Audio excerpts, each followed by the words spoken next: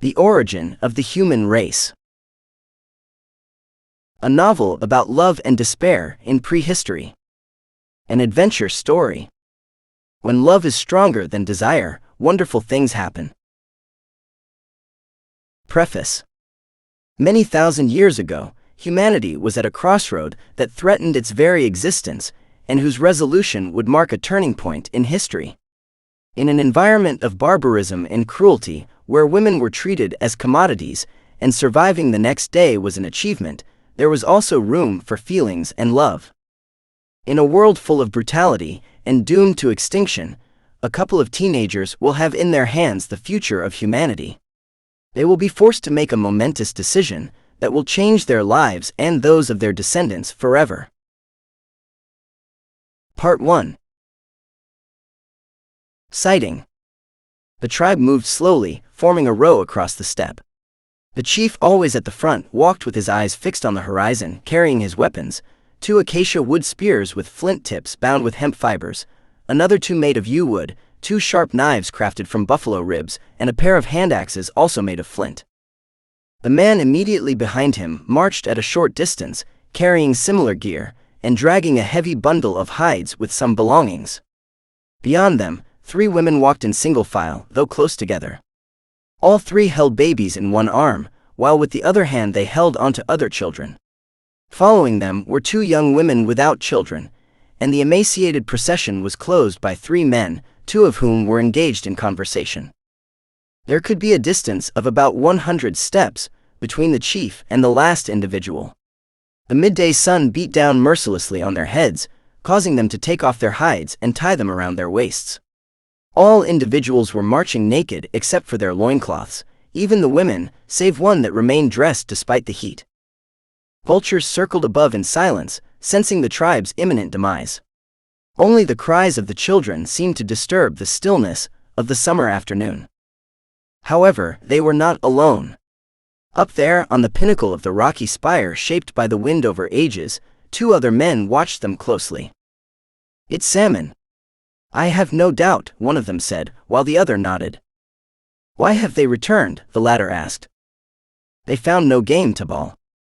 The southern lands must be even drier."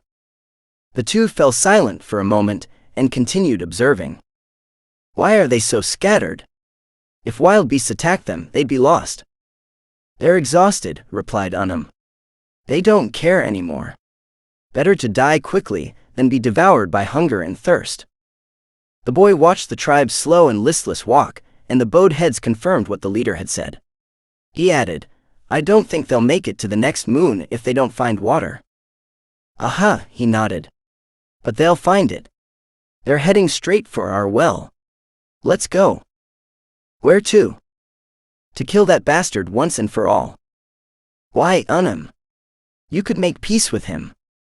The more men we have, the better chance we have to survive. Wouldn't it be better to merge with them?" "Come on," the chief insisted, and Tabal had no choice but to comply. The 2 ran towards the rest of the tribe, and the young boy, more sensible than his leader, couldn't help but think about the mistake it would be to fight those men. Not because of the risk of defeat, as they outnumbered them, but because it was more advantageous to increase the tribe's numbers at a time when they had already lost many members. The larger the clan, the greater the chances of survival in a world teeming with wild beasts, and also the better and more effective ways to corner prey. But no, Unum couldn't forgive his brother for that offense, and now he saw the perfect opportunity to settle the score. Tabal kept running, but he couldn't stop looking around. Now they were crossing a small acacia forest, the same one they had passed through when they reached that summit. Tigers with saber-toothed teeth often lurked in those places, and his hunter instinct told him there might be one around.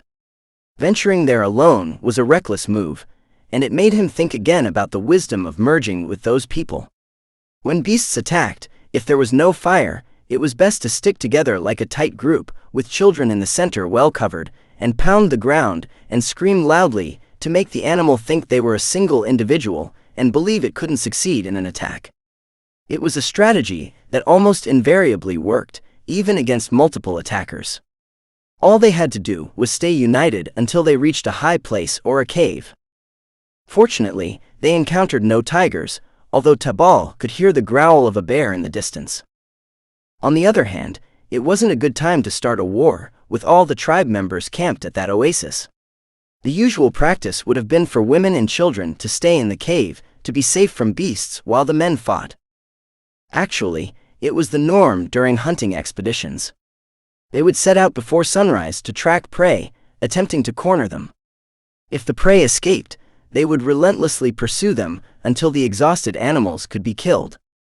Tabal thought it was fortunate that Balak, the main god of the skies, had endowed men with endurance in running. Herbivores were faster, but they tired out sooner. Chasing a deer or a gazelle for 1,000 steps yielded no results, but the animal had to stop to rest after that time. Meanwhile, the men regained the advantage, until getting closer, the creature resumed the race and took another lead. And so, with perseverance, the prey had to stop to rest more often, and the men closed in more and more, until the animal couldn't take a single step and collapsed on the ground, victim of a heart attack. The pursuit could last a whole morning, or sometimes even the entire day. But Tabal didn't mind running. He was usually the one leading the races, and delivering the lethal spear thrust to the prey's neck if it was still alive. The worst part was dragging it back to the cave for the rest of the tribe to eat. That was the most tedious part of his job, and the reason why tribes should be larger. When he was a child, his tribe had a lot of people. Women and their children, along with a small contingent of warriors, followed the hunters and joined them to eat the prey where it was hunted. It didn't matter if they arrived the next day. The meat was waiting for everyone. But now, they were going through a tough time due to the scarcity of men. Everyone had to follow the prey, because all were needed to encircle and corner the animals. This left women and children vulnerable, forced to stay in the caves, safe from wild beasts. As if that wasn't enough, the drought had lasted too long and prey was scarce. Hunting expeditions were becoming longer, and women and children had to subsist in the meantime with the meager fruits they gathered here and there, until the men returned with fresh meat. What was once Kalam's numerous tribe, the father of Unum and Salmon, had dwindled to less than half due to hunger and, let's say it, the relentless wars the brothers waged against each other. Tabal was now going to fight against those who were once members of his own tribe, and not only was he going to do it against his will, but he was also going against common sense and logic, driven only by old family feuds long forgotten by time. But he had no choice. In that distant era, life and death accompanied both men and women at all times, and no one was sure if they would see the next sunrise. To fight or die, to survive or perish, that was the daily dilemma faced by humanity, with the sole purpose of making it through to the next day. The war. They hadn't even taken 2 sips of water when they were ambushed. 2 of the men died instantly, as their skulls were struck at the nape of their necks with axes wielded by the men who caught them from behind. The other 2 and the chief reacted in time and dodged the blows, although one of them also died before reaching his weapons. When Salmon and his lieutenant grabbed theirs, Unum understood that the war had been won, although the final battle wouldn't be easy. His brother was a massive man who easily disposed of the 2 warriors holding him, ready to smash his brother's face with his axe. However, Unum was agile, and with a feint, he managed to sidestep and trip him. But he couldn't thrust his spear as he intended. The lieutenant repelled his attack and brandished his own against the 5 men besieging them, allowing his chief to get up. A life-or-death fight ensued, injuring some of Unum's men, Tabal among them. But Salmon and his companion couldn't do anything against the numerical superiority of their opponents. After killing the last of their companions, they cornered the chief and separated him, so Unum could kill him at will. "This is only between you and me, brother," the massive man said desperately. "Can't you face me alone?" The 2 stared at each other, and Unum signaled to his men. They withdrew, leaving the 2 brothers alone in the fray. As soon as they were released, Salmon grabbed a spear and his axe quickly enough to prevent his brother from striking him first, something he was close to doing. But Unum reacted in time, and now the 2 stood face to face, deciding who would attack first. Both wore simple loincloths, their hair tied back with cords forming a kind of bun. Even though Salmon was older, his dark and full beard still didn't show the incipient gray that was beginning to appear in his brother's. Unnum's tense muscles glistened with a shiny sweat as he held his spear, and his eyes were sparkling with determination. Equally fierce, Salmon made several feints with his axe raised, ready to attack. The air vibrated with energy, loaded with tension, as the two warriors studied each other, seeking any weakness. The rest of the men maintained a sepulchral silence, only broken by the cries of women and children watching the scene from behind the trees. They had faced each other in the past with uneven results, and they knew each other's fighting styles.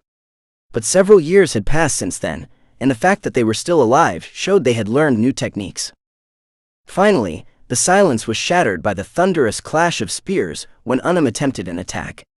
The two men pushed each other, fighting for control over the rough and dusty terrain. Salmon's spear buzzed dangerously close to Unnum's face, but he skillfully dodged in time. His opponent now only had his axe, which was his best weapon. The fight turned into a wild dance, with Salmon and Unnum spinning and dodging, attacking and defending in a deadly choreography. The sound of weapons clashing echoed like thunder as the two men fought for survival. Muscles tensed, eyes gleamed with fierceness, and sweat and dust mingled on their bodies. Unnum thrust and thrust with his spear, but he couldn't land a hit until he lost it, shattered by Salmon's axe. Now they were evenly matched in weaponry, and the dance began again. But with a skilled move, Salmon managed to disarm Unnum of his axe, sending it flying through the air before it crashed to the ground with a dull thud. Unnum stepped back momentarily, surprised by his opponent's skill, and stumbled and fell to the ground. Then Salmon didn't hesitate for a moment. He lunged at him and raised the piece of wood and flint to strike his brother's face, when suddenly he stopped, arching his figure backward and letting the weapon fall to the ground.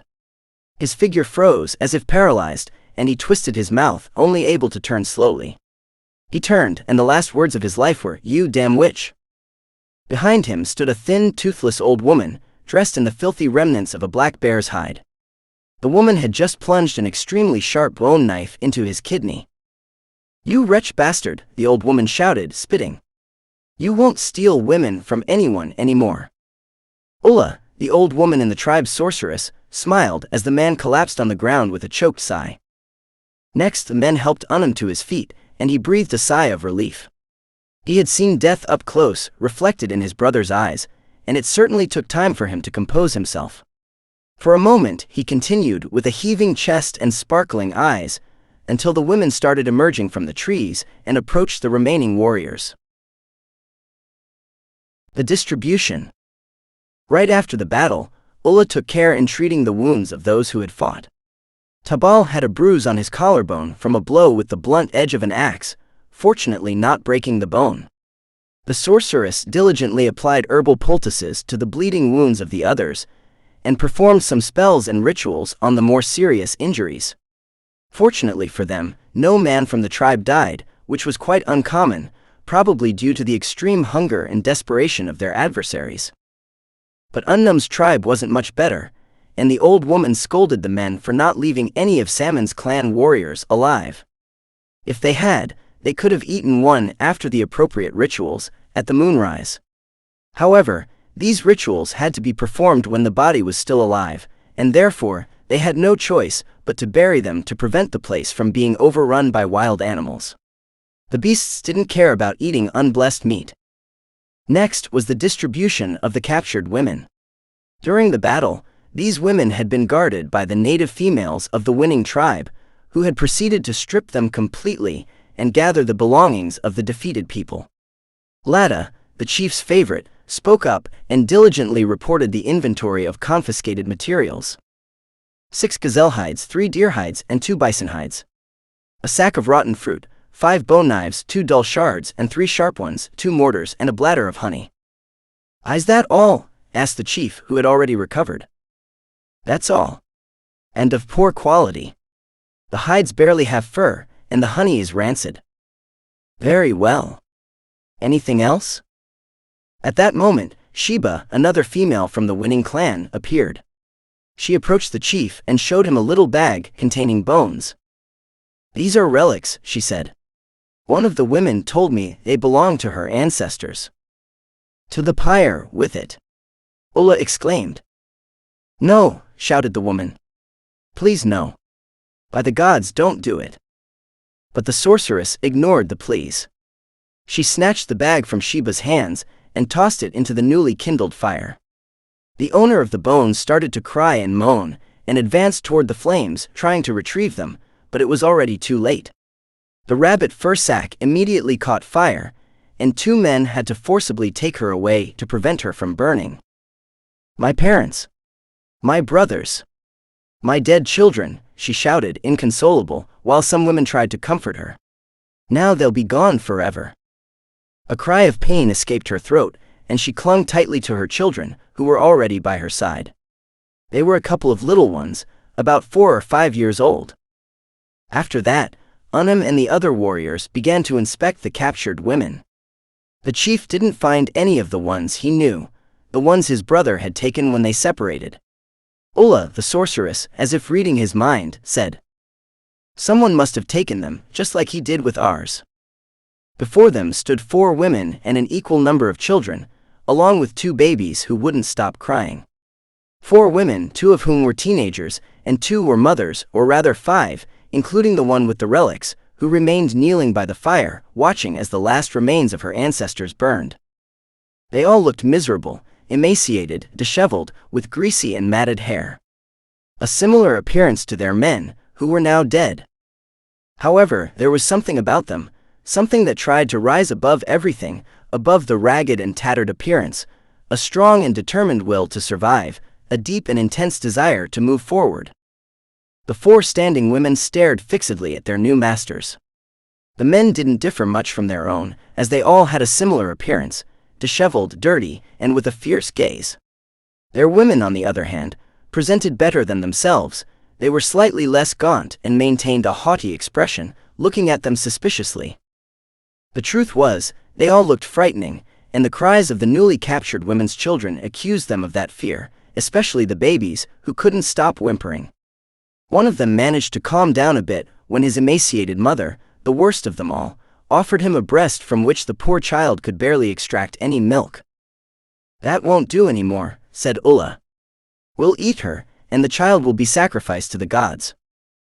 The woman in question was clearly sick, but upon hearing that, she summoned strength and began screaming wildly, completely hysterical. The sorceress slapped her hard to make her shut up, but it was in vain. They then tried to snatch the child from her arms, but the woman threw herself to the ground, holding the baby tightly. She only calmed down a bit and handed over the child when Masha, another woman from the chief's group, offered her own milk-dripping breasts to feed the baby. With the attention diverted from the poor wretch, Eder, one of the warriors who had fought, shouted, "I want that one." He stepped forward, pointing at a teenager trying to hide behind another woman, who seemed to be the mother. "She's mine," he yelled again. Lada, the chief's favorite, pulled the girl from where she was hiding and placed her in front of everyone to be seen. Meanwhile, the mother had tried to stop it, but another tribe woman hit her in the face, forcing her to stay still under the threat of a knife. The girl stood in front of everyone. She was very different from what those humans had seen before. She had a narrow nose, large and slanted eyes, slightly pale skin, but what stood out the most were her breasts, 2 large breasts that the poor girl tried to hide behind her arms. Breasts much larger than those of any ordinary woman, whose breasts were usually no bigger than those of other mammals. In fact, no more is needed to nurture offspring. This was the girl who, during the sighting, had covered her chest. Tabal now understood the reason. She probably didn't want to arouse the desires of the other men in her tribe. Ulla, the sorceress, stepped forward to observe her closely. In her long life, she had met many women suffering from obesity, but this girl was thin, as befitting those who were constantly on the move. The old woman approached even closer and squeezed one of her nipples without any milk coming out. "Aren't you a mother?" she asked, surprised. "Then why are your breasts so swollen?" The young girl didn't respond and continued trying to cover her breasts. "Spread your legs," Ulla ordered. But the girl remained unmoved. "Spread your legs," she shouted, giving her a hard slap that burst her lip. The girl started crying and slightly parted her thighs, just enough for Ulla to examine her vagina. The sorceress inserted a couple of fingers and proceeded to conduct a crude examination that caused great discomfort to the young woman. After finishing it, she proclaimed, "She's a virgin," she exclaimed in amazement, turning to the others. Before anyone could react, the guy who had claimed her earlier insisted again. "It's mine. I'm keeping her." He then approached and grabbed her hand, trying to pull her away forcefully. However, not everyone agreed, and Unum stopped him. He crossed paths with him and grabbed his arm, forcing him to let go of the girl's hand. "She will be mine. It's my right by conquest." "No," the other roared. "I'm the leader, Eder. You owe me, Unum. We agreed that I would choose first next time." "You'll get the mother," he offered in exchange. After a quick glance at the mentioned woman, the man locked eyes with the chief, and the two stared at each other intensely. Or rather, Eder's only eye, as he was one-eyed, fixed his gaze on Unum's, and for a few seconds tension filled the air. Both men were equally burly, and filled with muscles that could erupt at any moment. However, all the warriors went on guard, and Eder realized that in case of a dispute, they would support the leader. "The mother?" He seemed to resign. "Yes, the mother," insisted Unum with eyes as cold as ice. "That one?" He pointed towards the woman the girl seemed to be bonding with, although they looked nothing alike. Eder contemplated the alternative trophy assigned to him, and returned a frigid look to the chief, who endured it for a moment. Finally, the warrior pointed to the other recently captured teenager, and said, "And that one? She's mine too." "What?" The one-eyed man was about to boil over, and Unum realized he might have gone too far. But he couldn't back down now, to avoid showing weakness. He then looked back at the group of captured women and children, and noticed there was still another woman to distribute, besides the sick one. It was the one with the relics, undoubtedly the worst of the package, and theoretically it should belong to Kadfa, another prominent warrior. But Kadfa was more docile than Eder, and Unum finally opted for a compromise. "If you want another woman in addition to the one you got, dispute that one," he pointed towards the unattractive female, "with your comrades." Another tense silence ensued, with the unfaltering chief moving his axe slightly up and down. Finally, Eder spat at the side, grabbed the mother of the teenager by one arm, and the woman followed her new husband resignedly towards a group of bushes beyond. Once the distribution was completed, the captured women put back on their ragged hides, and the tribe distributed their belongings among the members of the victorious clan. Then the tribe shared the meager food they had with the newcomers and their children, and after gathering enough water, the resulting tribe from that merger began its journey northward. The two teenagers walked in the middle of everyone, in case one of them dared to escape. Meanwhile, the other three women and their children were barely watched. They had enough trouble dragging their crying offspring. Certainly, none of them would entertain the idea of running away. The chances of surviving alone in that hostile world were practically nil.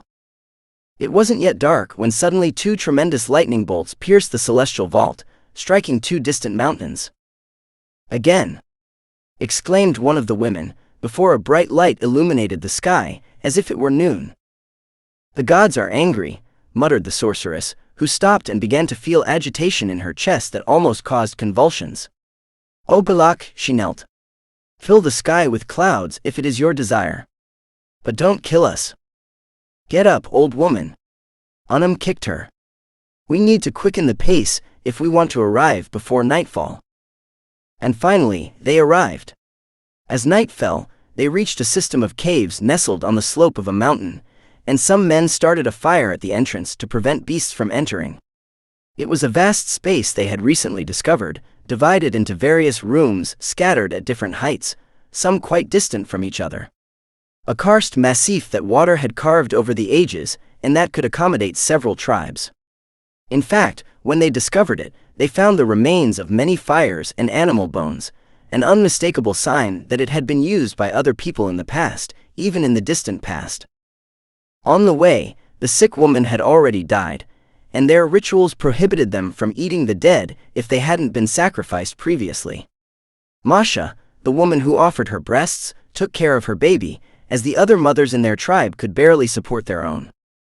After dinner with some berries, the sorceress invoked the gods, and the women and some men danced around the main bonfire. Then, since the girl with the large breasts was a virgin, the old woman had to perform a certain ritual before lie with her, something he had been longing for a while. But Ulla didn't react. After the dances, the sorceress lay on the ground with blank eyes and foaming at the mouth. Impatient to consummate his love, the chief grabbed the girl and dragged her to a corner of the cave, while she tried to resist unsuccessfully. But at that moment, the old woman woke up. "No," she shouted. "You can't lie with her." Ulla sprung forward like a coil and hurriedly snatched the young girl from the man's clutches. "What are you saying, cursed witch?" roared and pushed her away with a swipe of his hand. "You can't do it," she persisted. "I've just had a vision. The gods have revealed to me that great disasters will befall us if you do it. The thunder, the lightning. What we've seen so far is just a warning, and the next time it will strike directly at our heads." "All right, old woman. What does that have to do with me?" "The young woman must die a virgin," she said solemnly. "What? To prevent calamity." "What calamity?" "She must be sacrificed on the next full moon, or else we'll all perish." "No," roared the chief. "She will be mine right now." Dismissed the sorceress and grabbed the girl again, starting to move towards his quarters. But at that moment, Etter, still resentful, stood in his way, and this time he didn't hesitate to grab him fiercely by his hide. "Haven't you heard what the witch said?" The one-eyed man looked at him threateningly with his lone eye, knowing that this time he was right. "Respect our gods, said another member of the tribe.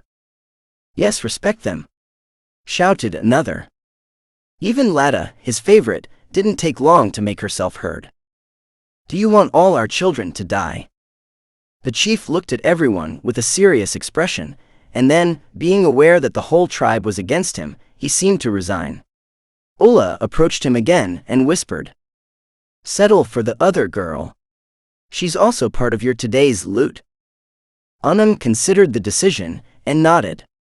The other teenager wasn't as spectacular, but she had been friendly during the journey from the oasis to the caves. It was clear that she wanted to please him and was an intelligent woman. If she managed to become the new favorite of the chief, she would certainly live well. "All right," he agreed. "She will be sacrificed on the next full moon to appease the gods. You," he pointed at Tabal, the man he trusted the most, "take care of her until then. You'll vouch for her virginity with your life." The young man stepped forward and took the girl by the hand, intending to bring her near the fire, as she seemed visibly chilled.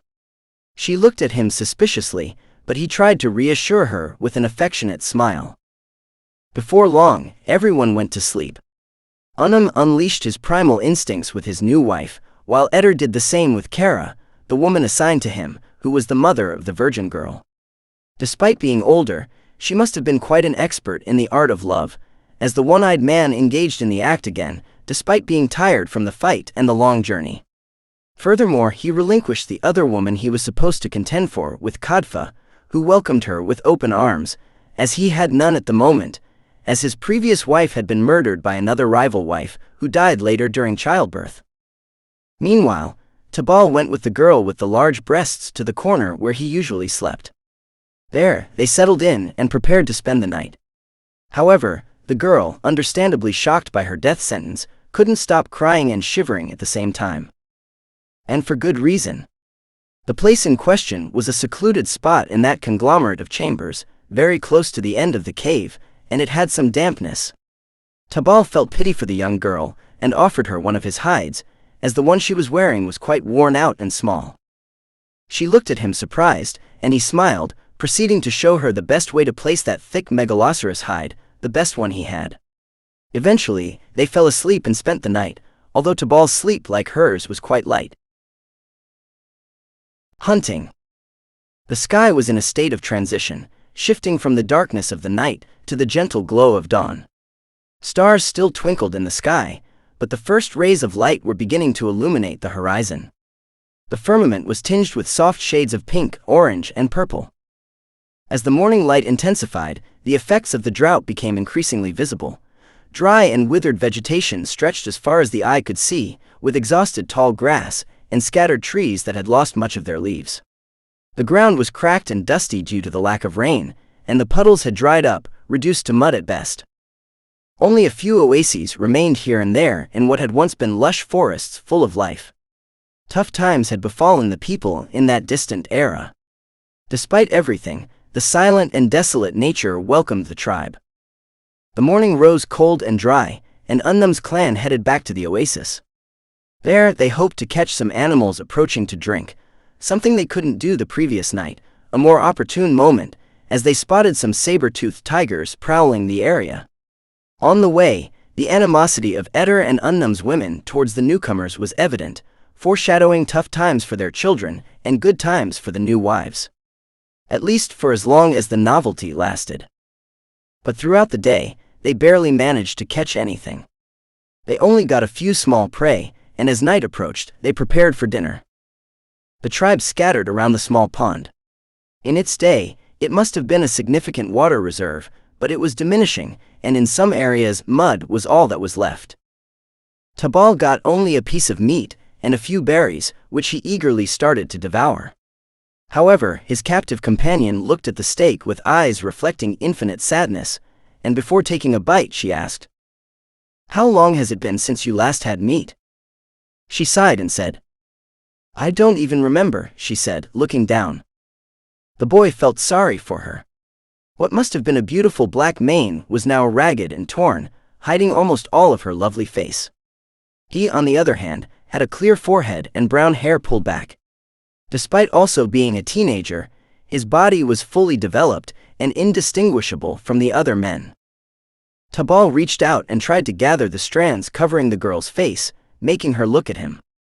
He in turn gave her an innocent and affectionate gaze, offering her his food with eyes full of tenderness. "Eat the berries too. I think you need them more than I do." And rightfully so. From the scarce food the tribe had, the girl had barely received anything the previous day, and she must have been without a proper meal for quite some time. "Hey, what's your name? We've been together all day, and I still don't know your name." "Uma," she replied while devouring the plate. "Does the wound hurt?" he asked, noticing she winced every time she opened her mouth. Although it was healing, the slap Ulla gave her on the lip still left it somewhat bruised. The girl simply shook her head, continuing to eat. Tabal let her finish, and when she did, he asked, "What were you doing with salmon? When did they capture you?" "His tribe raided mine 3 seasons ago." "3 seasons?" "Yes, 3 rainy seasons. In the territory where I come from, we measured time by the snow. But here, apparently, there's a dry season and a rainy season." Uma spoke Tabal's language quite correctly, although with a strong foreign accent. It was evident that she had acquired the language in the 3 years she had been with Salmon, Unnum's brother now dead. The girl still had a sad expression, but she was gradually opening up to her guardian. In fact, Tabal wasn't with her to prevent her from escaping. It was something that no one in their right mind would dare to do, as a lone woman in that hostile environment would be devoured by wild animals in a matter of hours or at most days. In fact, the boy's mission was to prevent other men from approaching her. "I am 16 rainy seasons old," the boy asserted. "I've never been to snowy territories, except those in the mountains." "Well, rainy seasons, it's a saying.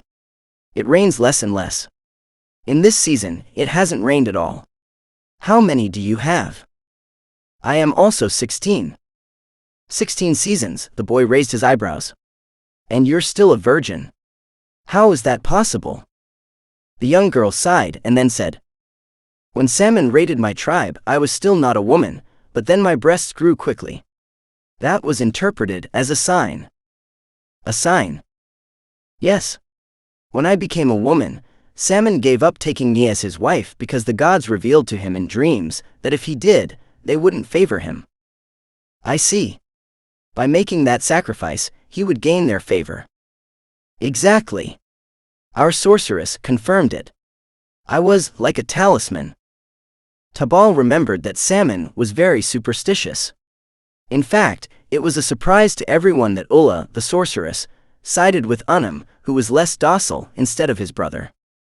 "Well, it doesn't seem like your gods have been very favorable lately." The drought is bad for everyone, and for us it's worse. In the south, it didn't rain much in the previous season either. That's why 2 warriors were planning to kill salmon and take me as a wife. I believe that if you hadn't appeared, I would no longer be a virgin. Wow, but if you're from the north, why did you come so far south? Too cold, she answered. The herds came here and we followed. I see.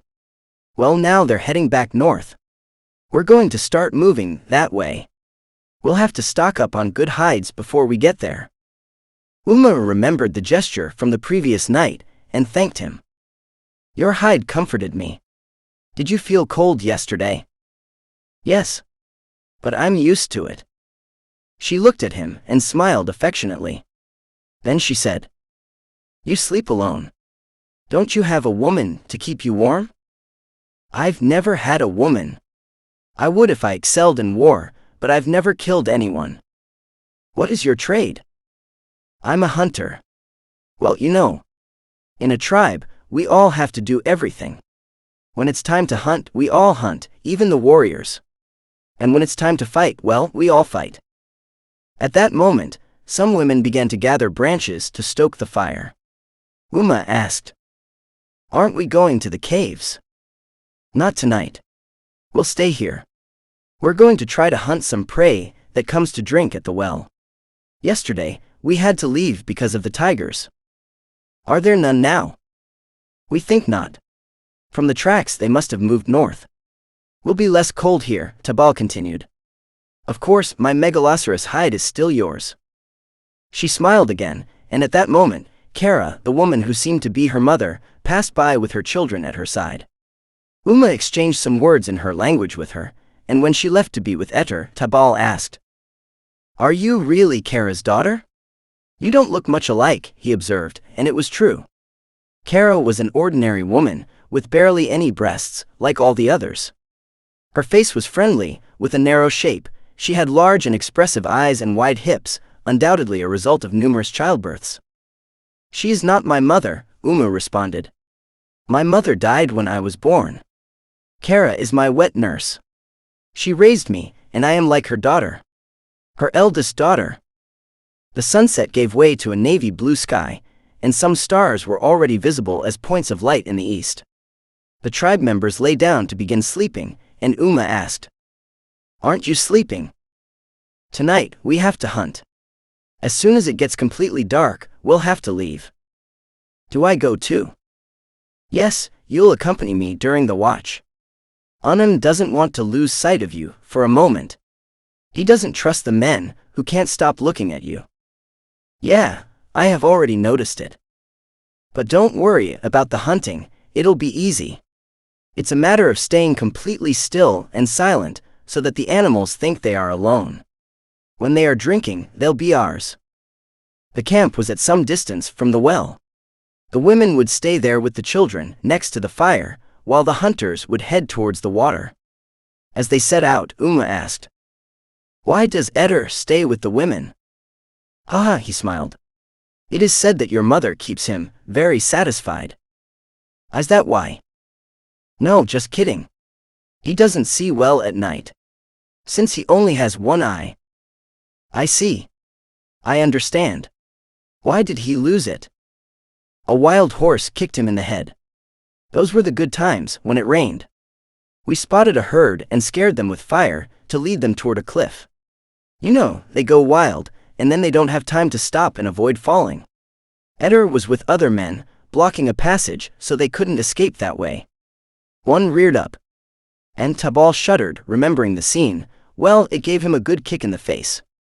Losing an eye was the least of his worries. That man is very tough. Yes, he really seems like it. Kara told me this morning that he alone killed a bear, and that's why he has such a good black hide. Haha, that's a lie. We found the bear dead inside a cave. The girl chuckled, and he was glad she had a good spirit, considering what awaited her. Hey Uma, aren't you afraid of death? I am immortal, Tabal. Are you serious? Yes. I won't die on the full moon. I'm sure of that. The boy looked at her incredulously, but she didn't seem to be joking. Uma continued. The sorceress of my tribe predicted that I would never die. She was a very wise woman who had many premonitions. They all came true. How can that be possible? I mean, not being able to die. I don't know. The god is also immortal, isn't he? Well, yes, but gods are gods, and we're just humans. Do you worship Balak? Our sorceress spoke of a single god. Balak, I suppose. The girl shrugged. I don't know. Who is Balak? He's the god of our tribe, although there are many more. Didn't Salmon tell you about him? Only sorceresses talk about gods, and we already had ours. What happened to her? She left us last month. He drank stagnant water. His belly swelled and he died. Damn drought, lamented Tabal. Balak is holding the water in the sky and denying it to us. He must be furious because strange things have been happening for the past 3 days.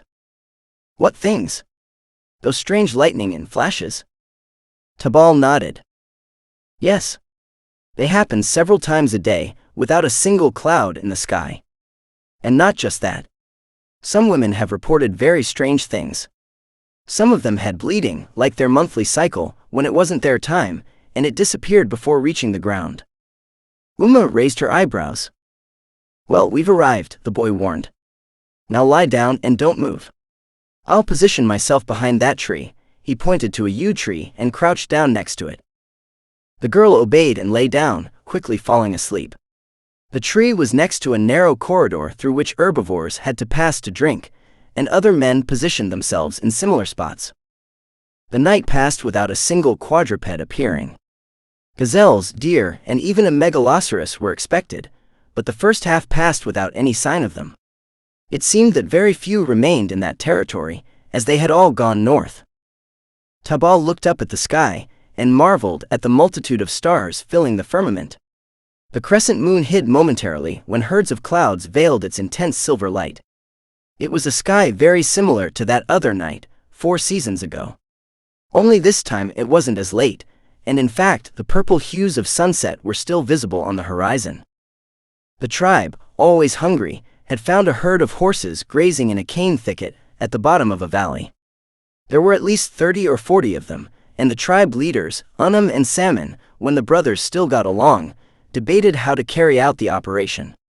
The latter advocated for silently advancing through the grass and throwing their spears when they were within range. However, his brother believed there was a high risk of the animals realizing it and fleeing before they got close enough. Unum preferred a fire-driven encirclement tactic because fortune had arranged for the animals to be relatively close to a large cliff, an immense abyss. If they could drive them over, the tribe could satisfy its hunger with the finest quality meat. The matter seemed quite simple, and in the end they agreed to split into 2 groups, including women. Every resource was useful to block all exits and make the animals run toward the only place where no one was, namely, the abyss. Salmon would lead the group, preventing the horses from escaping through the right gorge, and Unum would do the same on the left. The valley's bottom had a natural plug formed by the mountains, and there the animals couldn't escape. Among other things, the tribe had set fire to the grass covering the slopes. With the fire already started, the men who ignited it ran towards the animals with torches held high, shouting at the top of their lungs. As expected, the herbivores got scared and started running in all directions. The stampede was divided into 3 sections. One went towards Salmon, where they managed to turn the horses, and joined the second, running towards the cliff. The third section, however, stubbornly insisted on trying to escape, and a good number of animals rushed into Unum's area, where a dozen people, including men, women, and even children, tried everything to drive them back using the fire. Some even managed to insert a spear into a horse's side, although not with enough force to stop it. Eder was one of those men who risked getting close enough to do that. But his bet went wrong, and the animal fell on him, almost without him realizing it. The one-eyed man, who wasn't one-eyed yet, had lost his best spear and only had a shorter one left, designed not for throwing but for close combat. And that's what he tried to do. But the horse faced him, reared up on its hind legs, offering its belly to the man, who tried to embed the weapon in the animal's belly. Bad idea. Even though he tried to do it from the side, he couldn't avoid a powerful kick landing on his face, leaving him unconscious. The impact was severe, and eventually it cost him his eye. The tribe, although at its peak in terms of number of people, was still insufficient to cordon off the area, and many animals escaped. Mostly through the gap left by Eder being out of the game. We must prevent more from escaping, Unum ordered, urging the hunters. If others notice this gap, they'll avoid the cliff and come this way.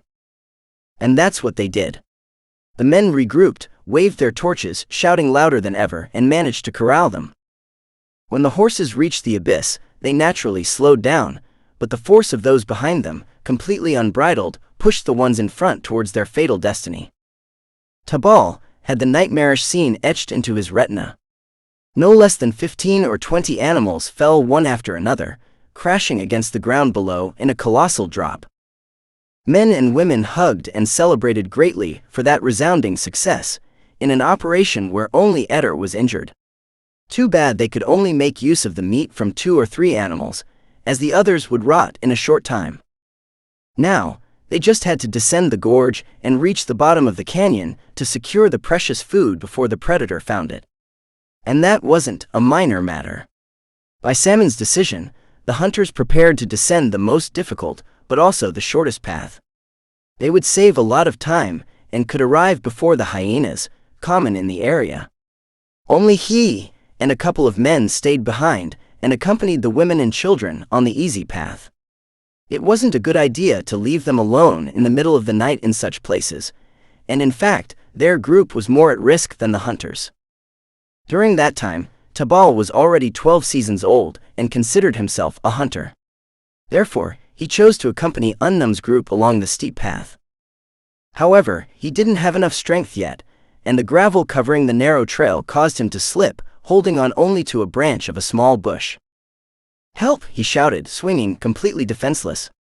Around him, the moon barely illuminated more than the vertical walls of those immense rock formations, and in the background, the darkness of the abyss loomed beneath his feet. "Help!" he pleaded, as the bush broke loose from the ground, and Tabal fell, just like the horses had fallen a little earlier. And at that moment, he woke up. Someone had grabbed him. "What's wrong, Tabal?" Uma asked. The young man had taken a brief nap for a moment, and had dreamed that scene again. The girl noticed his agitated breathing, and grabbed his arm. "Nothing, just a nightmare," he replied, recovering. "Speak softly," he whispered. "You might scare away the animals if they come to drink." "What were you dreaming about?" The boy sighed and then said, "As we talked about the horses earlier, I relived what happened that day." "Do you mean, what happened to Eder? Did it affect you so much?" "No, it's not that. Well," he resisted telling her, but eventually did. "When we descended the gorge where the animals fell, I slipped and almost fell into the void. It was night, and visibility was poor. If it weren't for Unum who gave me a hand, I would have died that day." "Well, thank goodness." "Yes," he sighed again. "It wasn't the first time he saved my life." Uma stared at him, as if expecting him to tell her more. But Tabal wasn't in the mood. "Now go to sleep. Dawn shouldn't be far, and the animals will be coming, if they come sometime. We shouldn't talk anymore, not even in whispers." The girl obeyed and laid down, although she couldn't fall asleep anymore that night. She stared at her companion, who now paid close attention to the surrounding sounds. Absolute silence was essential to knowing where the herbivores were coming from, and positioning themselves close to corral them. Finally, just before dawn, 3 fawns appeared on the path, and Tabal mimicked the sound of an owl to signal that he needed help. Unum, who was closest, hurried over and blocked the exit while the young man stealthily approached the water. Finally, when he was sure he wouldn't fail, he threw his spear, and it hit the side of a deer, which collapsed to the ground. The other fled down the path, but Unum was waiting, and pierced it directly with his spear without having to throw it. The other one ran into the bushes and disappeared. "2 catches," they shouted almost in unison. With that, the tribe could eat until satisfied, and there would be leftover meat. The others rushed there, but before they arrived, They weren't alone. A pack of steppe wolves big enough also vied for the same food. Their eyes gleamed in the darkness, and their growls sent shivers down anyone's spine. Wolves, thought Tabal. If it had been a tiger or a bear, it would have been less problematic. They were solitary beasts, and with all the men, now that the children were not around, forming a tight group with spears at their ready, they could have easily scared them away. But not the wolves. They attacked in packs and from all sides. It was futile to confront them, and Unum gave the order to retreat. At least those 2 catches would serve to divert their attention from the camp, and the rest of the tribe would be safe. However, they would have to leave immediately. A lucky break. The nomads continued their journey, this time towards the northwest. They found nothing. They could only collect the typical berries, few and dried, some honey, and a few overripe nuts. The entire tribe was hungry, and the children wouldn't stop crying. The midday heat, stifling, forced them to stop, and at dusk they resumed the march almost without strength. Near nightfall, they inspected some traps they had set a few days ago, and only one of them had caught something, a miserable rabbit that went entirely to the children, who were the only ones who had dinner that night. As if that wasn't enough, they had moved quite far from the oasis, and barely had any water. Some suggested returning to it, perhaps taking advantage of what the wolves might have left. But Ulla, the sorceress, had another vision, and forced the tribe to march southeast, towards a pasture that extended over a small plain not far from the cave. The men protested because there was no water there, but the old woman insisted, and at dawn everyone went there. When they arrived, nearing midday, their water supplies had run out, and the sorceress said, "Dig here." The men dug for a while, and at about 2 or 3 cubits deep, they found water. The liquid quenched their thirst, and momentarily distracted them from hunger, if only because it filled those empty stomachs. Afterwards, they stopped to rest with the aim of continuing in the afternoon, and groups formed among the tribe members. As always, Uma and Tabal were separated from the others by Unnum's explicit order. No man was to approach her except her guardian. Only Kara, her stepmother, appeared there from time to time, as long as her 3 children allowed her. "What happened between you and Salmon?" the girl asked. "He never told you." "We only know that he fell out with Unnum over a betrayal. The tribe split in 2, and only 3 men followed him with their women." "Well, they weren't exactly his women. In fact, Salmon left his behind and took Unnum's, who were better. Younger, you know." "Now I understand what Ulla said when she killed him. You won't steal women from anyone else again." "Exactly. That was one of the reasons why he hated him so much." "But those, did they go willingly?" "They were almost children. I suppose Salmon seemed stronger to them, and he actually was. Besides, they were fed up with Ulla and her paranormal obsessions. That woman is a witch, for real." "Indeed she is. She's sinister. Not just that. She instigated the 2 brothers to fight." "When was this?" "Well, actually, it all started much earlier when Callum, the brother's father, died. The 2 sons wanted to be chiefs, and Salmon defeated Unnum in a fight, breaking some of his bones. He took control of the tribe, but that wasn't enough. Some of his women betrayed him.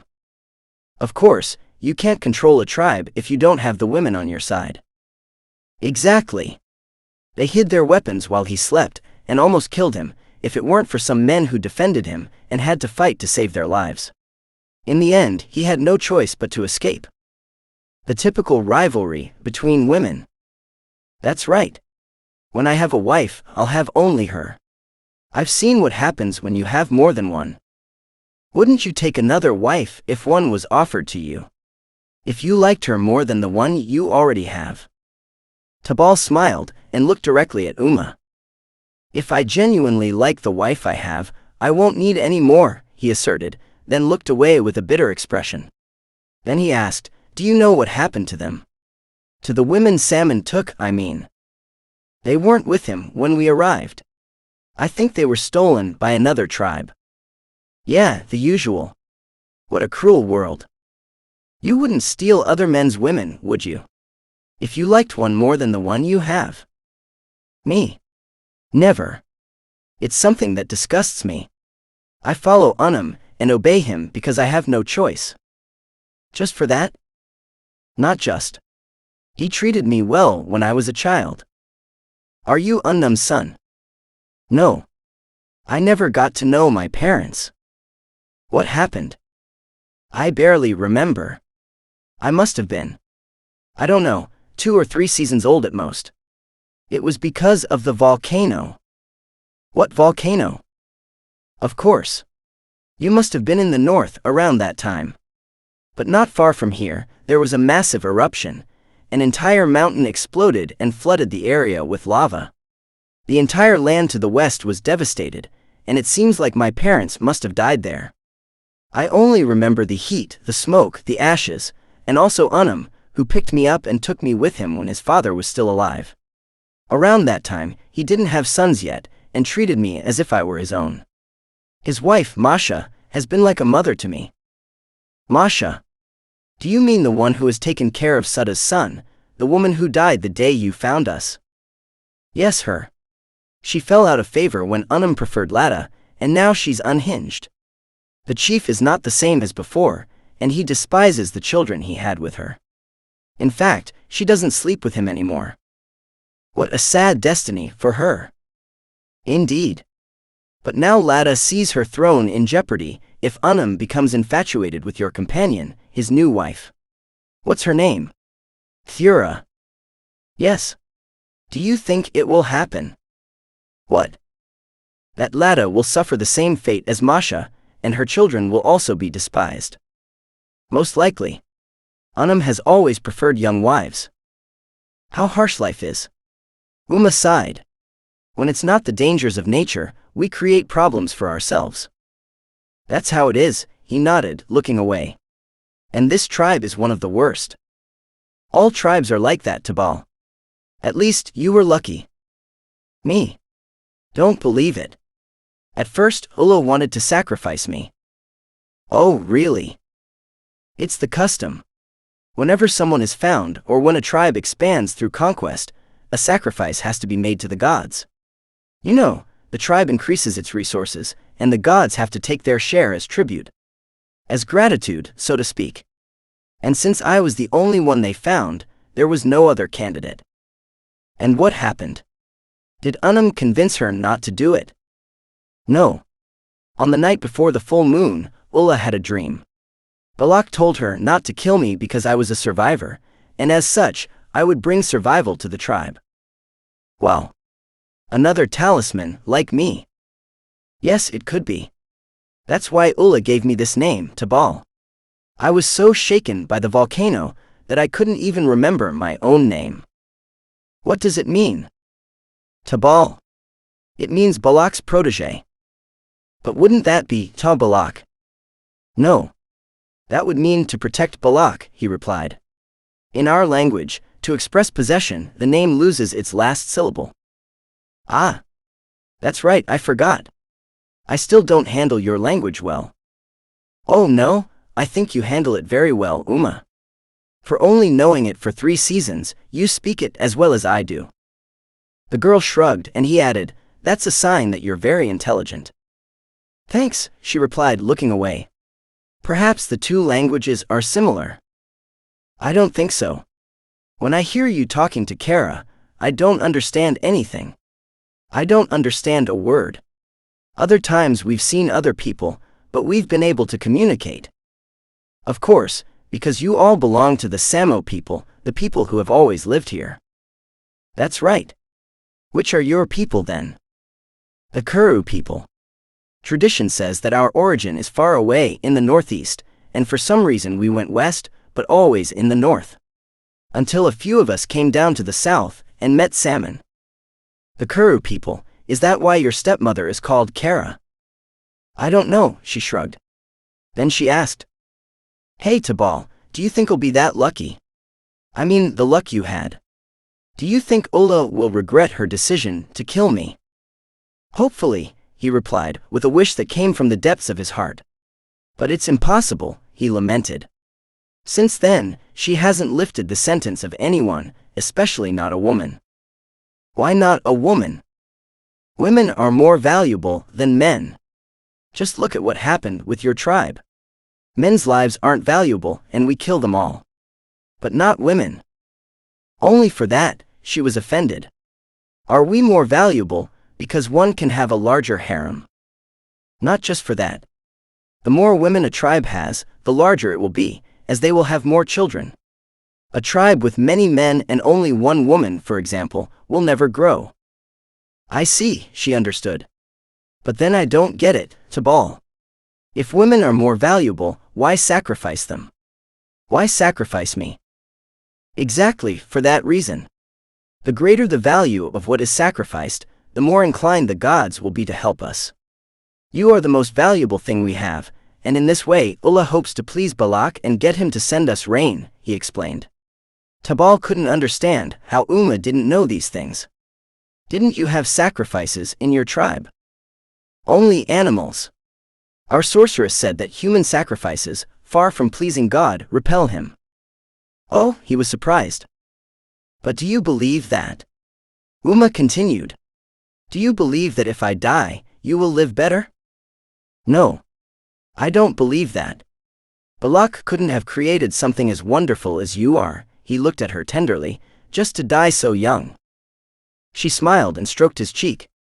Then she said, but then, why did Balak tell her during that trance that I had to die? Who knows, he shrugged. Maybe it wasn't Balak. Maybe it was some other god, or even a demon. Or it could have been her imagination. That old woman is crazy. It's a shame that our fate is in the hands of a person like her. Indeed, she replied. Anyway, she wondered, I don't understand, Tabal. If you're so unhappy here, why don't you leave? Where would I go? He replied. It's already difficult to survive as part of a tribe, so being alone. But don't think I haven't thought about it. It's an idea that crosses my mind, often. At that moment, one of the men who was on an elevation watching over the camp came running and said, the aurochs. Where? Asked Unum. Behind that hill, he pointed. If we surround it well, we could corner it in a small ravine behind. Let's go, ordered the chief. All the men jumped instantly and grabbed their weapons. If they managed to hunt that animal, hunger would end. When they arrived, the beast was grazing on the sparse grass in a small hollow. All the men positioned themselves around it and began to approach slowly. The aurochs, a giant gleaming in the sun, almost taller than a man, sensed the presence of the hunters and raised its head, sniffing the air with its wide nostrils.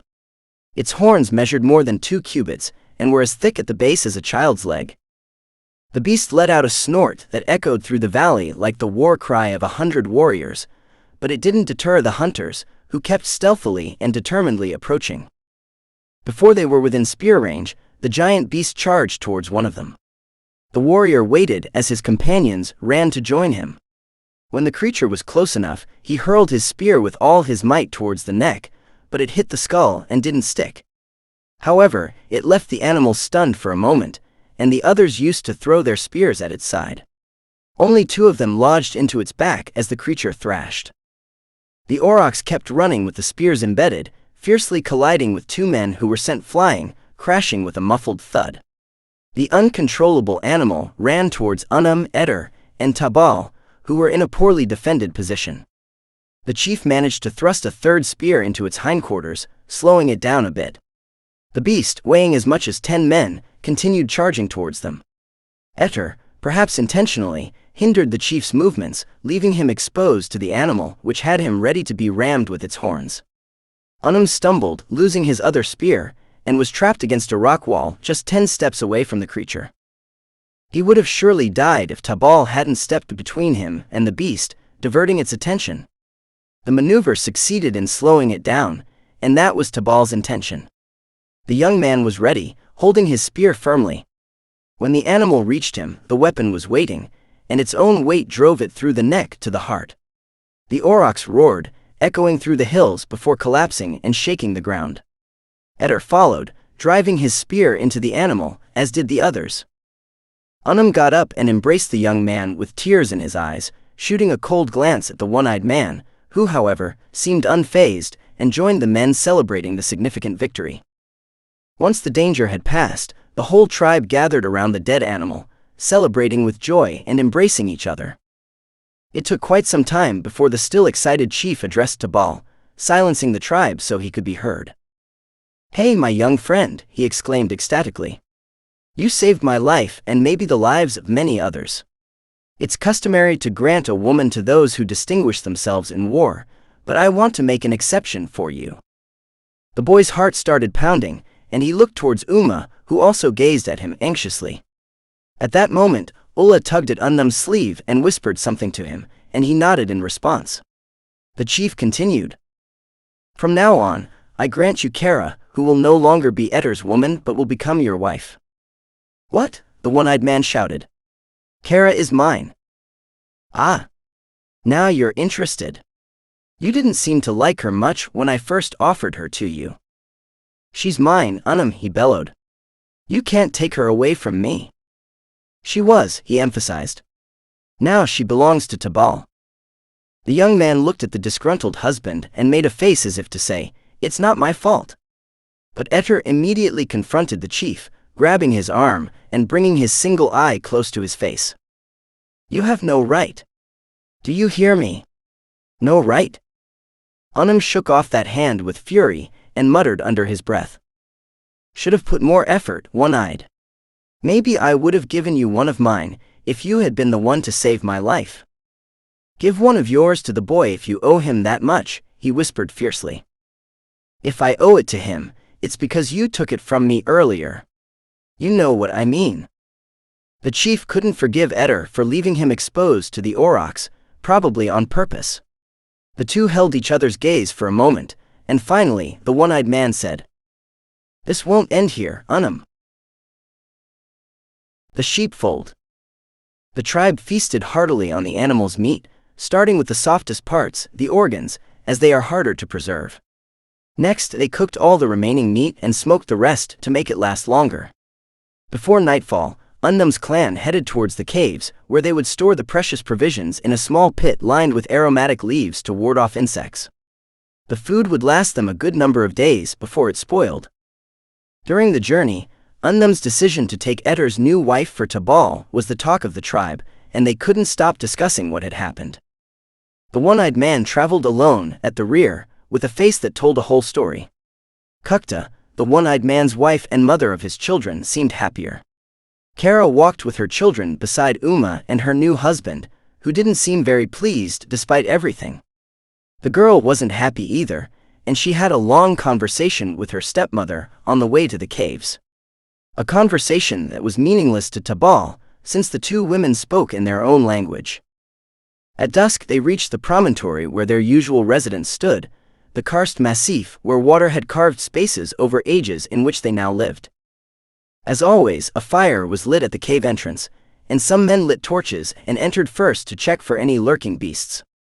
They explored all the nooks, and once it was confirmed there was no danger, the others entered. The women stored the provisions, and then went to their respective chambers, where their husbands were happily waiting. Kara. At the age of 32, Kara faced life with pragmatism. Copulating with Etter had been neither better nor worse than with others she had been with in her life. She had 8 children from 6 different men, 3 of whom still survived and accompanied her. All her husbands had died in perilous hunting sessions, attacked by beasts, succumbed to diseases, or in wars. The most recent, precisely due to the latter reason, just a few days ago. He was Salmon's lieutenant, who died just before Salmon. That she remained alive after 8 childbirths in such a hostile world was quite a feat, and she truly considered herself a survivor. She knew few women who had reached her age, and Ulla, the witch of her new tribe, was one of them. Ulla even surpassed her, likely being over 40. Now Kara was Tabal's woman, and she didn't expect anything particular from the act of love, except that the boy would probably finish quickly, being young and, as rumored, a virgin. Since it was his first time, Kara's children spent that night with Kadfe's new wife, the unattractive woman rejected by Etter, whose offspring were familiar friends so that their mother's absence wouldn't be noticed. She prepared appropriately, like any female assigned to a male. She washed her pubis and lay down naked, waiting for her husband, who was still talking with other men in the center of the cave. While waiting, she reviewed the plan they were going to execute that night, which, if successful, would save Uma from death. It all started the previous night, when Kara lay with Eder. The one-eyed man did something that no other man had done before. He touched her breasts. If those small protrusions that barely stood out from her torso could be called breasts. In fact, now that her last child had finished breastfeeding a long time ago, they were practically indistinguishable from those of any man. Moreover, men generally had even more due to their constantly used, and thus well-developed musculature. But the size of Kara's breasts was not an exception but the norm, with the real exception being her stepdaughter's. Breasts that Eder undoubtedly desired, as was clear with that gesture he made towards Kara. So when they finished copulating, she asked him, "You desire Uma, don't you?" "Yes," he responded bluntly. The main firelight of the cave timidly reached where they were, and Kara could see the anger reflected in the eyes, or rather, the only eye, of her former husband, now that she was assigned to Tabal. "Wouldn't you like her to be your wife?" she continued. He didn't answer, but made a clear gesture of agreement. "What's stopping you?" she insisted, sensing the possibility of saving the girl. "Well, to do that," he replied, "I'd have to kill Unum and declare myself chief. That for a start. Would that save her? First, I'd have to lie with her. Then she'd no longer be a virgin, and Ulla wouldn't kill her. She would sacrifice one of the captured girls, who are also virgins, in her place." Hearing that, Kara fell silent. It wasn't a plan to replace Uma with another girl, who could be one of hers. But that was foreseeing too much. Perhaps he wouldn't sacrifice any, or if he did, it might be Sudda's baby, who was sick and would die anyway. "The problem is Tabal," Eder continued. "I'd have to kill him too." Is he really the problem, she wondered.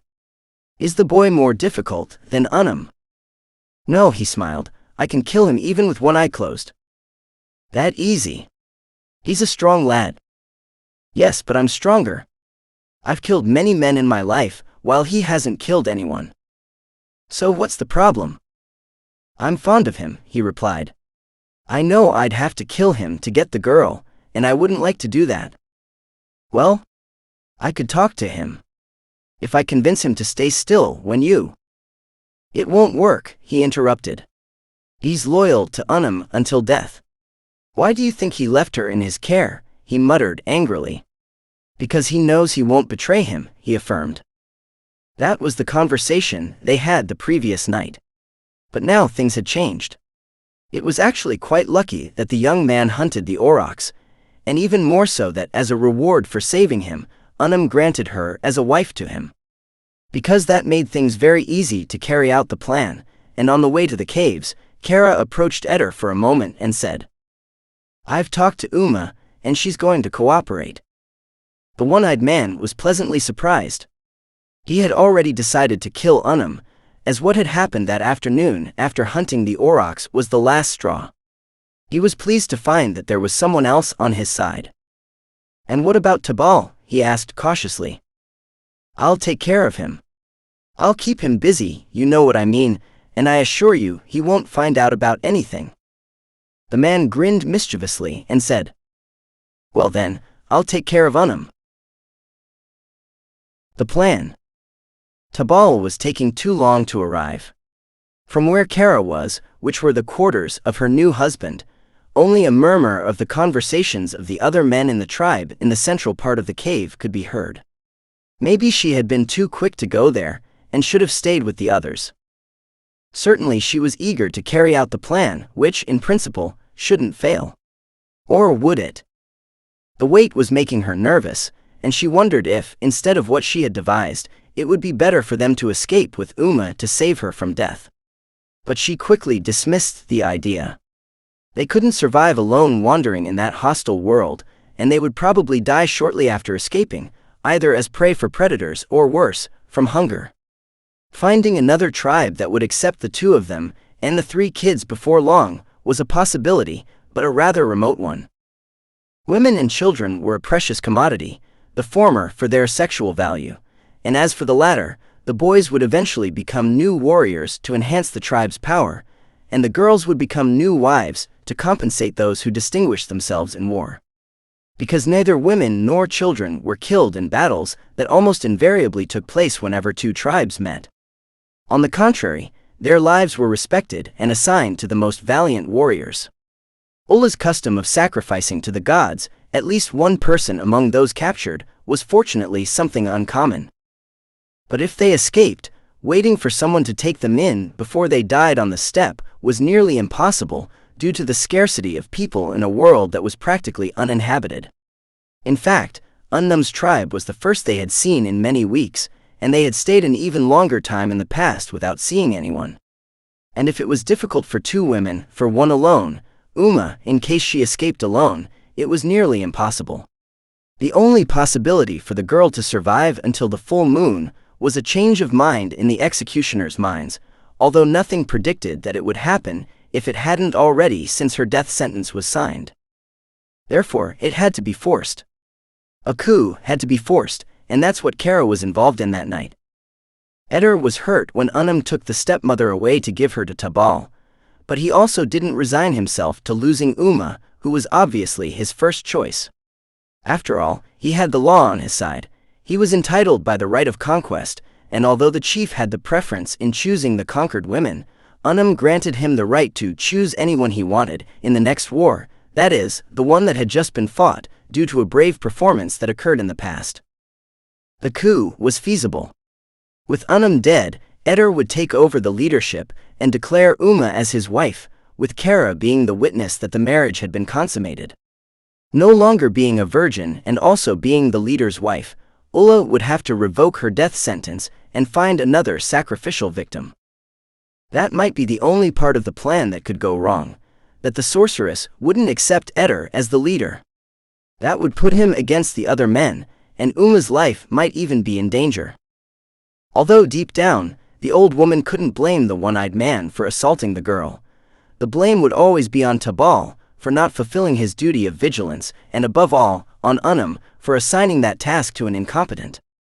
Still, the crime would have gone down, and Eder would have defiled the body of a young girl who was supposed to be sacrificed as a virgin to the gods.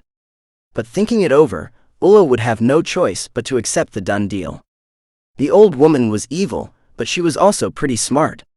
In the absence of Unnum, Eder was the only man with enough guts and courage to pull the tribe through. Essentially, he was the only alpha male left, as the others, though tough and hardworking, lacked the smarts and necessary ability to make the best decisions in such a hostile world. Here they come, Kara thought, hearing footsteps approaching where she was. Because the fact that she was now Tabal's wife didn't exempt him from Uma's watch, as he was the only tribe member Unnum trusted for that job. Any other guy would have taken the opportunity to hook up with the girl without hesitation, but this guy kept his head cool enough and didn't risk it for something like that. So that wedding night between Kara and Tabal had an unwelcome guest in Uma. That had been quite lucky for the plans that mother and daughter had in mind, plans that necessarily had to have the girl's agreement, who had already been convinced by her stepmother that it was the best thing that could happen to her. As a good guardian, Tabal hadn't left the girl for a moment. But Kara had chatted with her in her language, so he hadn't caught on to anything. Her first idea had been to kill him. Now that she was his wife, she could stab him with a knife at any time during the intimate act. Really, that would have been the logical thing to do to make the plan work. Kara never believed that Eder didn't want to do it because he liked the boy, but rather because he was afraid to face a young man in the prime of his visual faculties in a poorly lit place, having to rely on just one eye. Killing Unnum in the same circumstances was easier despite everything, as the chief was known to sleep like a log, and a surprise attack would be more effective. On the other hand, the young man would undoubtedly be on guard, because his mission was to prevent anyone from approaching the girl. But the problem was that Tabal couldn't be eliminated so easily. Uma had made it clear that she wouldn't cooperate with all that, and would scream, waking up the whole tribe if they dared to touch the boy. So, Kara came up with a second plan, which was to neutralize the young man in the way she knew best, by getting close to him. It was highly likely that in the dimness of the cave and being his first time, the boy wouldn't even realize that Eder had appeared and taken Uma to lie with him. Yes, that would work with total certainty, the woman told herself. Kara was an expert in giving pleasure to men. She had always been the favorite of all those she had been with, and perhaps that was why 3 of her children were still alive. They always got the best portions and had priority over the children of others. Nothing could happen to the boy afterwards for not keeping a close enough eye, as Unum would already be dead and he couldn't be punished for it. Finally, Tabal and Uma arrived, and the girl lay down wrapped in her megaloceros hide at the cave's end. Kara smiled at him and took off the hide covering her body, revealing her nakedness to her new husband. In fact, they couldn't yet be called husband and wife until Tabal lied with her. Technically, she was still Eder's wife until consummation. Surprisingly, the guy just passed by her, giving her a smile in return, and lay down between the 2 women, with his back turned to his supposed new wife. Almost instantly, the young man fell asleep, as indicated by his deep and rhythmic breathing.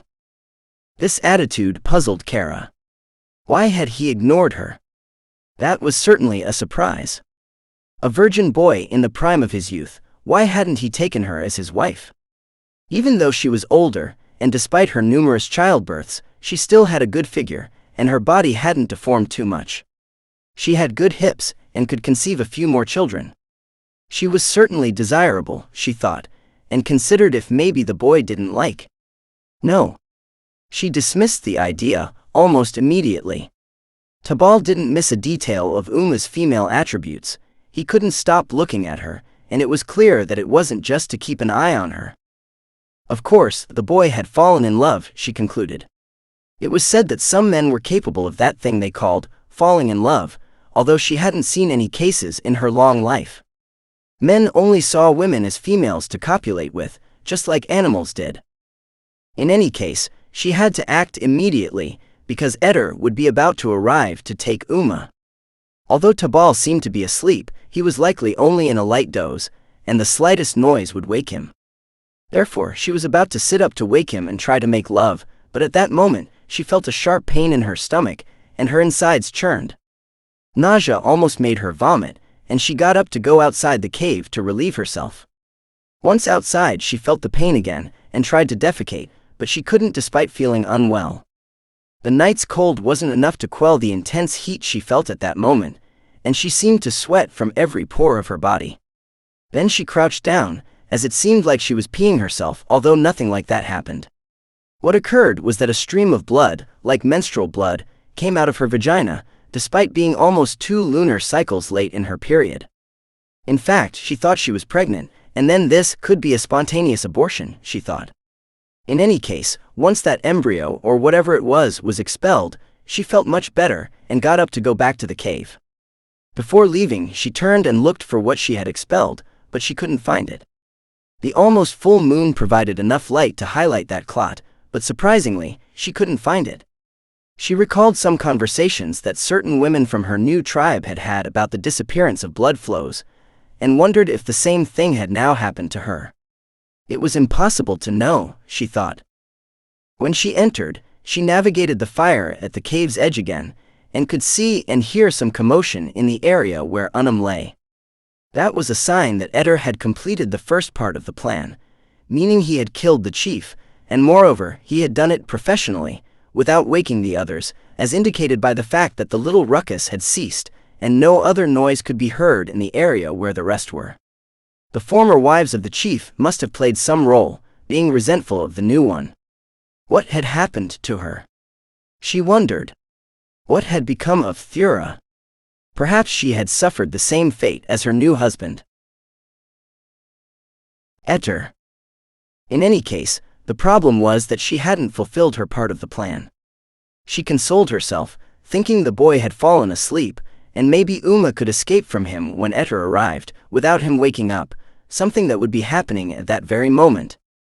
But she was wrong. As she suspected, Tabal wasn't sound asleep, and he felt the steps of someone approaching. Recognizing the one-eyed man immediately by his way of walking, his figure was faintly illuminated by the fire, projecting a ghostly shadow on the wall. "What are you doing here?" he asked, standing up with a hint of threat. Eder was surprised not to see Kara there, and not find her laying with the boy. He quickly suspected betrayal, but quickly dismissed the idea. Probably, the young man had finished quickly, and she couldn't keep entertaining him, so she preferred to leave and not witness the scene. "Get out," demanded Tabal. For a moment, Eder considered killing the boy. Despite having only one eye, the warrior was superior in combat to him, although in the dimness of the cave, he was at a disadvantage against a teenager in the prime of his visual faculties. Still, he didn't give up on what he had come to do. "You be quiet. This has nothing to do with you," he flanked him and approached Uma, who was starting to get up. "I vouch for her, you know that." The boy stood between the two. "Step aside," he muttered firmly, but Tabal didn't move. "No, Eder, you can't touch her." "Leave," he shouted. "Your shouting won't help. The sound doesn't reach where the others are." "Leave," he repeated, extending an arm and pointing towards the exit. But at that moment, Eder lunged at him, twisted his extended arm, kneed him in the stomach, and then forcefully threw him to the back of the cave, where he hit hard. Tabal was out of commission, and Eder pounced on Uma, proceeding to rip off her loincloth and removing his own. Uma, who initially intended to let it happen, fought back and began screaming, but Eder covered her mouth with his strong hand. Then he hit the girl and forced her to lie on the ground. But when he was about to rape her, he received a strong blow to the head. Tabal, although affected by the stomach pain and twisted arm, had enough strength to turn around and strike him from behind with one of his spears. The one-eyed man complained seriously about the blow and got up to engage with the boy, but as he did, he felt dizzy. The blow had been strong, and he stumbled, tripping, and then fell back to the ground. Uma got up and covered herself, then asked Tabal, "Is he dead?" "No. Just stunned," he managed to say, panting. "What happened here?" Kara asked, just arriving. Uma looked at her and gestured with her head, turning it from side to side, as if indicating that things had now changed. That's when she noticed Eder on the ground. "We must escape before he wakes up," said Tabal, addressing the girl. "Escape?" "Yes. You and me." The boy had been thinking about the idea of escaping for a while. He was certainly in love with Uma, and couldn't bear to see her die during the full moon. With Eder's attack, he finally made up his mind. "No, Tabal," intervened Kara. "You can't escape." "Why not?" "Because Unum is dead. Eder killed him, and now he is the chief." "Unum is dead." Kara nodded. "More reason to leave. Eder will kill both of us." "No, Tabal. If Uma were his wife." "His wife? Whose?" "Eder's.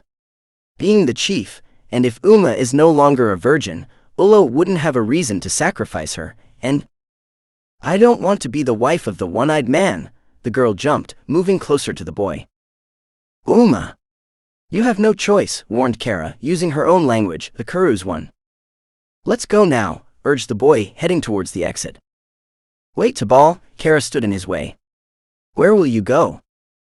Kara knew that the chances of survival for two isolated individuals in the steppe, in those inhospitable places, and worse, being pursued, were practically nil. Only under the protection of a tribe could one survive, and barely at that. "I don't know where we'll go. What I do know is that tomorrow is the full moon, and Ulla will execute her at dusk.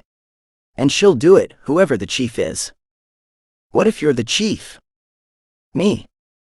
It was clear that the second plan had also failed. Tabal was in love with Uma, and only over his dead body would he consent to Eder becoming her husband, which was the only way to prevent her death. What was worse, Uma also seemed to be in love with the boy. Two kids playing at being adults in a world surrounded by beasts, quite literally. So, Kara quickly thought and devised a third plan. "Yes, you the chief." "Why not? There's a more sensible way to end all of this, Tabal. Unum is dead, but now you have to do the same with Eder," she said, looking towards the man still on the ground. "If you kill him, you could be the chief, and Uma would be saved." "No," he replied.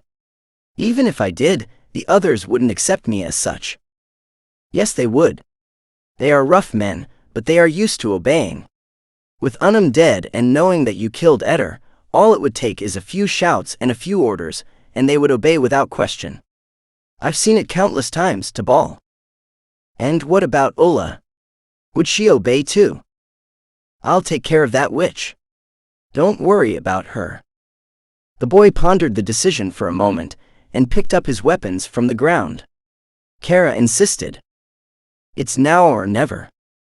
Then it will be never, he replied, looking towards the one-eyed man, who was starting to revive. I have never killed a man in cold blood, and this won't be the first time. But he tried to kill you. No, he replied calmly. He just wanted to get me away from Uma. Besides, he concluded, I don't want to be part of this tribe anymore, not even as a chief. I stayed with them out of loyalty to Unum, but now that he's gone, nothing holds me back. Let's go. He grabbed the girl's hand, and she followed him without hesitation. Wait, Tabal, Kara blocked their way again. How will you survive out there? I'm an expert hunter and know how to set traps. We'll survive. Let's go. The woman turned her head from side to side, but it was futile.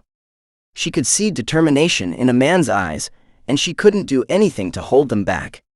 Finally, Tabal headed towards a side of the cave she didn't know, and they left through it. The couple embarked on their escape and disappeared into the distance, blending in with the night wind. Kara remained a few more moments at the entrance of that secret exit, and finally turned back to the cave.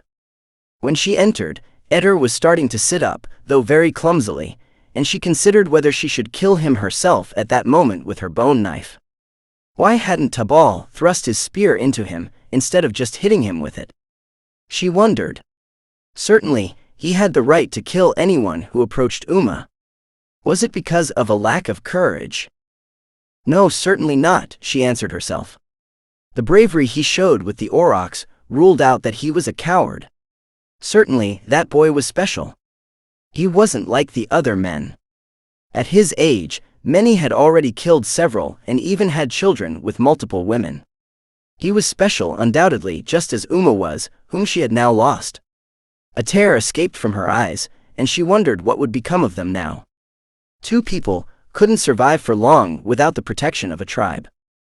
That thought made her abandon the idea of killing Eder, remembering her other children.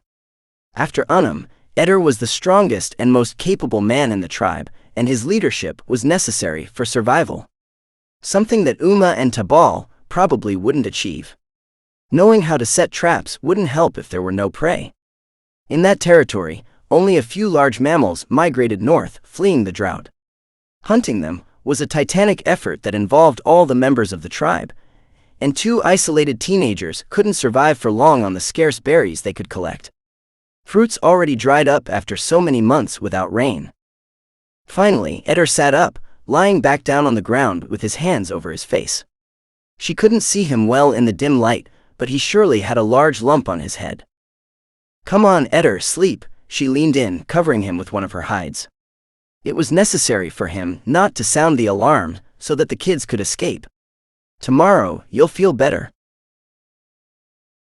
Part 2. The wait. We can't stay here, Lada. We gotta get out. Get out. Where to?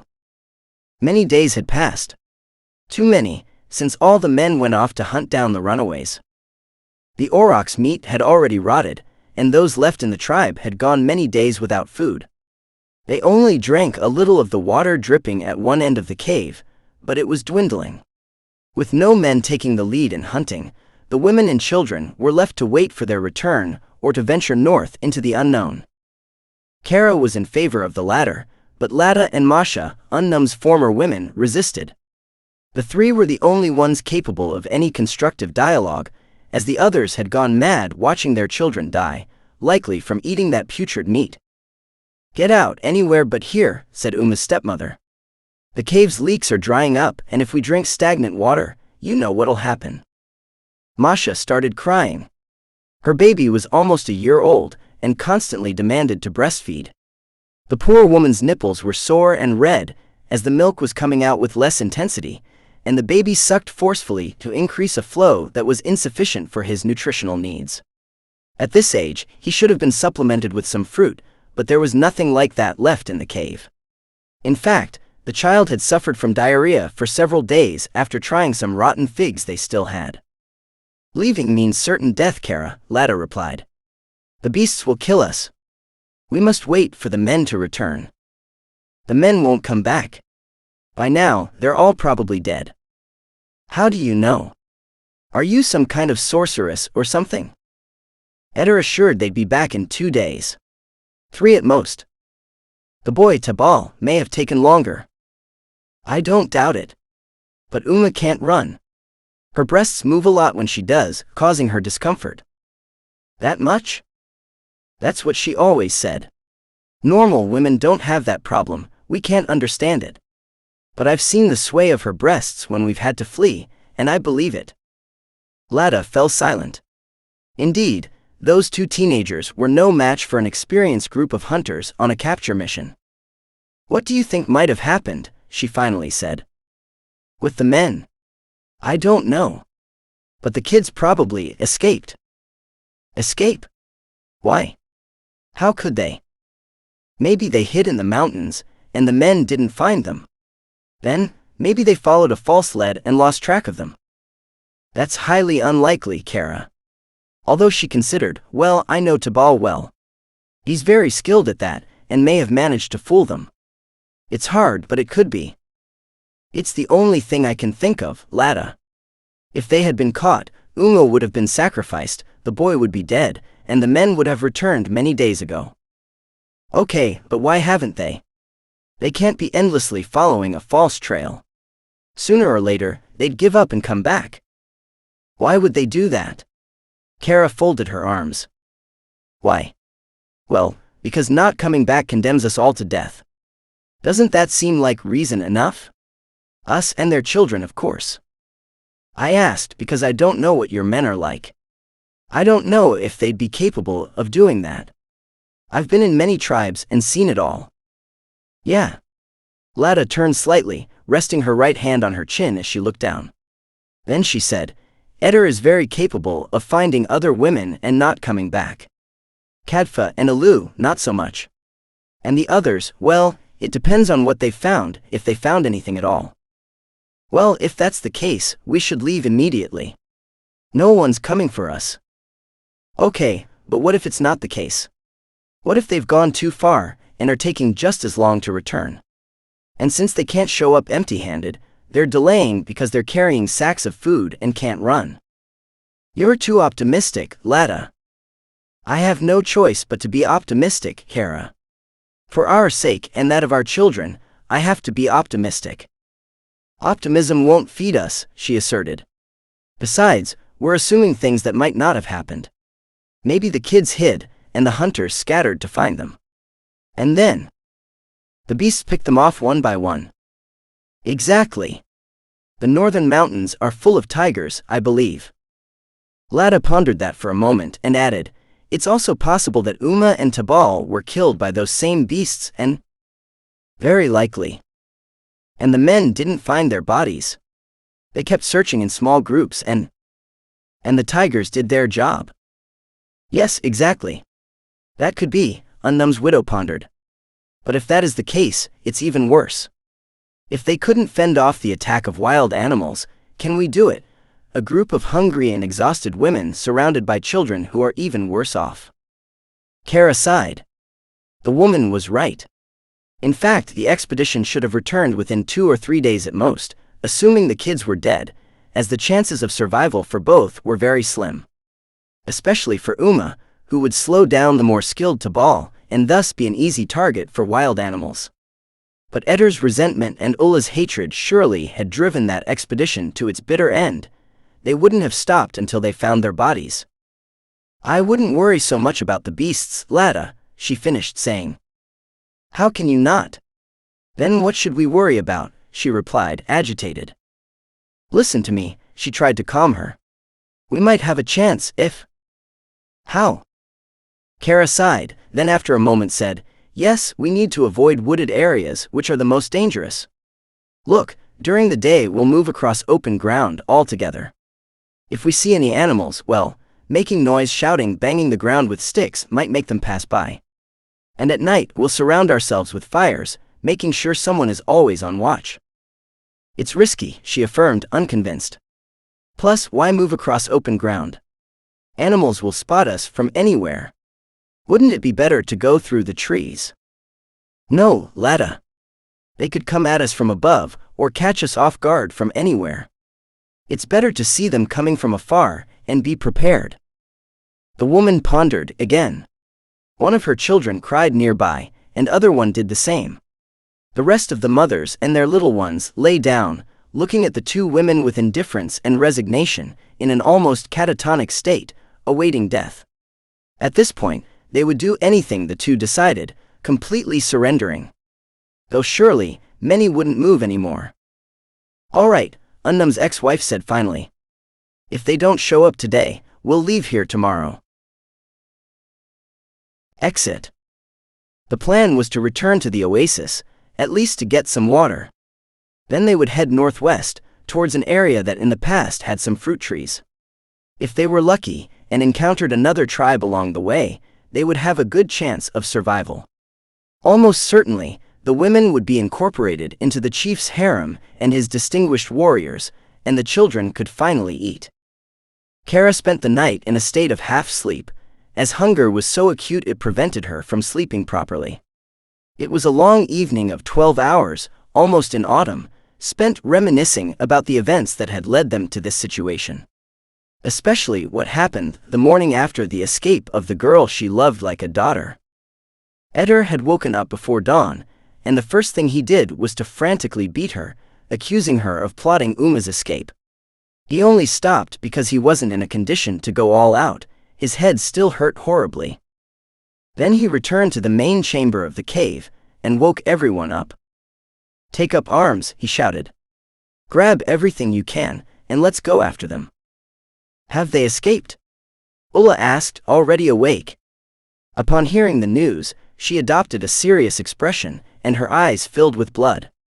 Then filled with fury she said, I knew it, she muttered. Balak revealed it to me, in a dream tonight. He could have revealed it to you yesterday, damn witch. Eder roared. Let's go get them. Where's Unnum? The sorceress looked towards the bend where the wide hall of the chief's quarters was, but only Lada emerged from there. Ask the one-eyed man, she said. He's already in the pit with the others, he replied. Let's go, he urged. Kadfa, Alu, Shakat, wake everyone else up and let's go. The sorceress didn't move. The pit was a hole in the rock where they threw the dead, in the final area of the cave. For a moment she stood petrified, only reacting when Kadfa exclaimed. You're not the chief, Eder. If Unnum's dead, we need to choose a new leader. Of course he's the chief, the old woman replied. Unnum deserved to die. It's his fault we lost the virgin, for trusting that bastard, she shrieked, referring to Tabal. He should have been sacrificed when we found him on the slope of that volcano. Don't worry about that, old woman, Eder muttered. That bastard doesn't have long. Let's go, he shouted. When we catch both of them, we'll sacrifice them together. The men finished preparing, and the last resistance to the one-eyed man's leadership immediately ceased. Once Ulla had acknowledged him, there was nothing more to say. One moment. Lada shouted before they left. You can't all go. Shut up, ungrateful one, the sorceress roared, slapping the woman. Then she snapped, if you had taken care of your man properly, this wouldn't have happened. And she was not wrong. The former favorite of Unnum had not lifted a finger to prevent Eder from killing him. The one who did try to prevent it was Thura, his new and very young wife, but she couldn't do much to prevent that homicide, as her other rival delivered a strong blow to the back of her head that almost killed her. Are you coming with us too? Eder asked, addressing Ulla. Of course. Only me can prevent disaster from befalling the tribe. If we catch them before the moon rises tomorrow, the gods will be pleased. But Eder thought the old woman would slow them down, and the sorceress read his mind. I can run faster than you if I want, for Balak dwells within me and gives me strength. And it was true. The old woman was wholly possessed by the devil. Furthermore, she continued, grabbing the one-eyed man by the balls, I can please you better than that inexperienced virgin you desire so much. Eder let out a sarcastic smile and turned to his men. They were all armed and ready, and at his command they all followed him. That was what had happened many days ago. So many that the provisions had long since run out. Kara recalled those events, waiting for dawn to give them the signal to depart. On her part, Lada now had remorse for having collaborated in Unnum's death. She resented Thura's arrival in the tribe, the other teenager who joined them along with Uma, and above all, she was deeply hurt by the disdain she received from the chief when the girl flirted with her new husband. But there was nothing she could do now. Furthermore, if Unnum were still alive, there was no guarantee that Tabal wouldn't have escaped anyway. The only difference would be that Unnum would lead the capture expedition, not Eder. She tried to console herself with that thought, and it was then that Kara approached her and said, Let's go now. We can't wait any longer. We must save what's left of the tribe. And that's what they did. The two women tried to convince the others to join them, but they only managed to get the support of a few. Those who still had some sanity left had no strength to embark on a journey that probably wouldn't lead anywhere, and they preferred to sink even deeper into the profound lethargy they were already immersed in, and die there, holding on to their children. So it was that only Kara, Lada, Masha, Thura, and two other women, all with their children, were the ones who left the cave that morning, heading into the unknown. The search. It was already dark when they arrived at the oasis. There was still some water, not much, and they drank until they were bursting. This way, for a while, they wouldn't feel hungry with their bellies full of liquid. The bushes surrounding the pond no longer had berries, and they could only manage to eat a few wrinkled and withered blackberries before setting off, which gave them more stomach cramps and gas than it satisfied their hunger. They spent the night there, keeping a fire burning the whole time. The women took turns keeping watch, although some couldn't sleep all night. They kept hearing wolves howling and bears and tigers roaring nearby. By dawn, the wild animals were gone. With any luck, they had hunted a deer or another herbivore and moved on. As they had planned, they set off northwest, to start their journey near the area devastated by the volcano years ago. At least they would have their left flank covered, as it was unlikely that danger would come from there. There were 6 women, 2 babies, and 6 other children, the oldest of whom was not more than 8 years old. They all dragged themselves heavily under the midday sun, trying not to stray too far from each other so that in case the beasts arrived, they could face them as a compact group. Any member who was separated from the group could consider themselves dead, especially the little ones.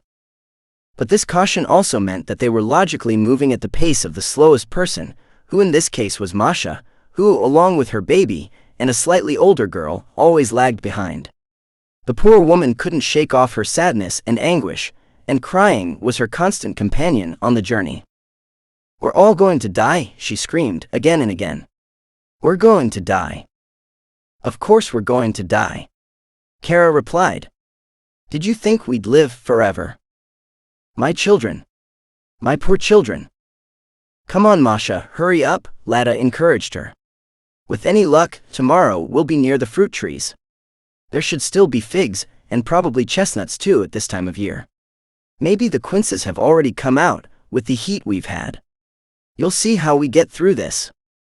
Masha had been Unnum's first wife, until she was replaced as the favorite by Lada. The former had aged rapidly after having the first children, while the latter still retained the youthfulness of her 20s, despite being close to 30. Like Kara, she still had a defined waist, and her bright eyes gave her an attractive appearance. Despite everything, the two women didn't get along badly, despite having competed for the same man in the past. It was very different from what was happening with Thura, of course, whom Lada couldn't stand in any way. The teenager had been deceived when they told her that the blow to her head was delivered by Eder himself, but she knew the truth and was waiting for the right moment to strike back, quite literally. It was her, Kara. I have no doubt about it. Despite marching in a compact group, the two women could speak freely and even criticize the other, as they spoke in their native language. But if you didn't see her come in, it could well have been Eder. How can you be so sure? For the same reason she wasn't touched. How is it possible that Lada suffered no harm, and I was almost killed? Because you were first. Isn't that right? He had to incapacitate you first, to get to Unum. She was after you, and since she seemed harmless, the one-eyed man didn't do anything to her. No. That's not how it happened. Actually, you could say we were both together, and Unum was with us. Eder went straight for him, ignoring both of us. But didn't you tell me you didn't see them fight? I didn't remember. The blow made me lose my memory, but now I'm clear about it. Maybe hunger is sharpening my mind, but that's what I'm telling you. Eder failed in his first attempt to stab him in the throat, and Unum fought back. I woke up and saw them fighting, until my vision blurred, and I couldn't see anymore. She probably hit me at that moment. It couldn't have been the one-eyed man, because he had enough on his plate trying to get Unum off him. Was he on top of him? Not exactly. They were both on the ground, trying to get on top of each other. It was probably, at that moment, that Eder managed to stab him before the chief could get hold of his weapons. That means Lada collaborated with him. Isn't that right? Of course. She was resentful, logically, and didn't do anything to stop the one-eyed man from killing him. And if she managed to kill me too, well, that's a win-win situation. Don't you think? It's impossible that she didn't wake up with all the noise they made. That the rest of you didn't is possible, as you were further away, and besides, everything happened very quickly. But she had to wake up just like I did. At that moment, Lada looked at Thura, who had said that. It was clear they were talking about her, and not in a good way. She was about to confront the young woman, but she had to attend to one of her children, who wouldn't stop complaining. Then they continued talking about what happened that night. Okay, so then, did she stay with the two corpses, assuming you were dead too, all night? Yes. I suppose to pretend she wasn't involved in the chief's murder. She probably feared Ulla's wrath, and only came out to tell the truth when Eder woke the rest of the tribe to go after Tabal. That could be, she agreed. What I don't understand is why you didn't have that same fear. At that moment, Kara became defensive. In fact, she had concocted the whole plan, and was responsible for Thura almost dying that night by inciting the one-eyed man with the coup. What do you mean? She pretended. I mean, if Eder had died, Ulla would have taken it out on you, because you would have had to collaborate with Tabal for them to escape. Well, Eder didn't die. Yeah, but it could have happened, couldn't it? No. Tabal never intended to kill him. His plan was just to escape with Uma. Actually, Ulla wasn't the problem, but the one-eyed man. Didn't you see how he left my face? My jaw still hurts from the blows he gave me. Luckily, I haven't had to use my mouth much for eating since then. Well, every cloud has a silver lining. There, suddenly shouted one of the women. There. She pointed towards a figure approaching the group, running. Indeed, it was a bear. A big brown bear that was less than 100 steps away from them, and was approaching faster and faster, roaring wildly. The group stopped instantly. Running would have meant certain death, and only by staying together did they have any chance. That was the rule of action with beasts, don't run. All these animals were faster than humans, so running meant being hunted down for sure. The strategy was to stay still, so the animal might hesitate if what it faced was food or not. In its small and instinctive brain, if something runs, it's food. The 6 women and the 8-year-old boy formed a circle with the younger ones inside, while trying to cover the babies with the hides so they wouldn't be an easy target. If they all stayed together, the animal might think it was one large individual, and therefore, difficult to defeat. If they also shouted and challenged it, that might eventually persuade it not to attack, and it might give up and leave. Soon they all began to scream at the top of their lungs while shaking the sticks they carried, hitting the ground hard. The bear was surprised and slowed its pace, which was a good sign, although it kept approaching, never stopping its roar. When it finally reached them, the aggressiveness with which those people challenged it prevented it from pouncing directly on them, and it was cautious. Instead of attacking, it stood up on its hind legs, towering over 2 meters tall, and opened its mouth, showing its long sharp teeth while emitting a long deep roar. At that moment, 2 women wet themselves and 2 others fainted outright.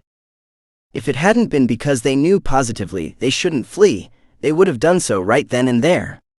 Only Kara and Lada remained unscathed, never stopping their shouts and stick-waving, while trying to cover the gaps left by Masha and Sheba, who were the ones who fell to the ground. At no other moment in her life did Kara miss having a man by her side. The bear was now vulnerable, showing its huge belly to them, and if any male member of the tribe had been there, he would have thrown one of their spears at the animal's abdomen and ended the danger. But no. There were no men there, and Kara didn't have the strength to make hers pierce the beast's skin, which was now roaring threateningly and terrifyingly. Even so, she tried. It was a simple wooden spear, roughly sharpened, as the best ones had been taken by the men on the expedition to capture Uma and Tabal. But even if it had been one of the good ones, the result would have been similar. The weapon only managed to strike obliquely near the bear's testicles, without even scratching the skin. However, it enraged the animal even more, and it lunged at them, causing 2 terrified children to run away through one of the gaps left when the group stopped being compact. That was their downfall. Normally, children cling to their mothers in moments of danger, but Sheba, one of the women who fainted, didn't respond to the child's calls, leaving him feeling abandoned. The other child was one of Kara's sons, the oldest, who instinctively followed the other. But it was to no avail. The bear caught them as soon as they emerged, swatting down the first and injuring the second, Kara's son. Then she picked up the spear from the ground and tried to prevent the animal from devouring them, approaching with the intention of stabbing it directly. But fear and the tension of the moment completely paralyzed her, and she stood there trembling uncontrollably. Only Lada, who came to her aid, had the courage to strike the bear forcefully in the side with her own spear.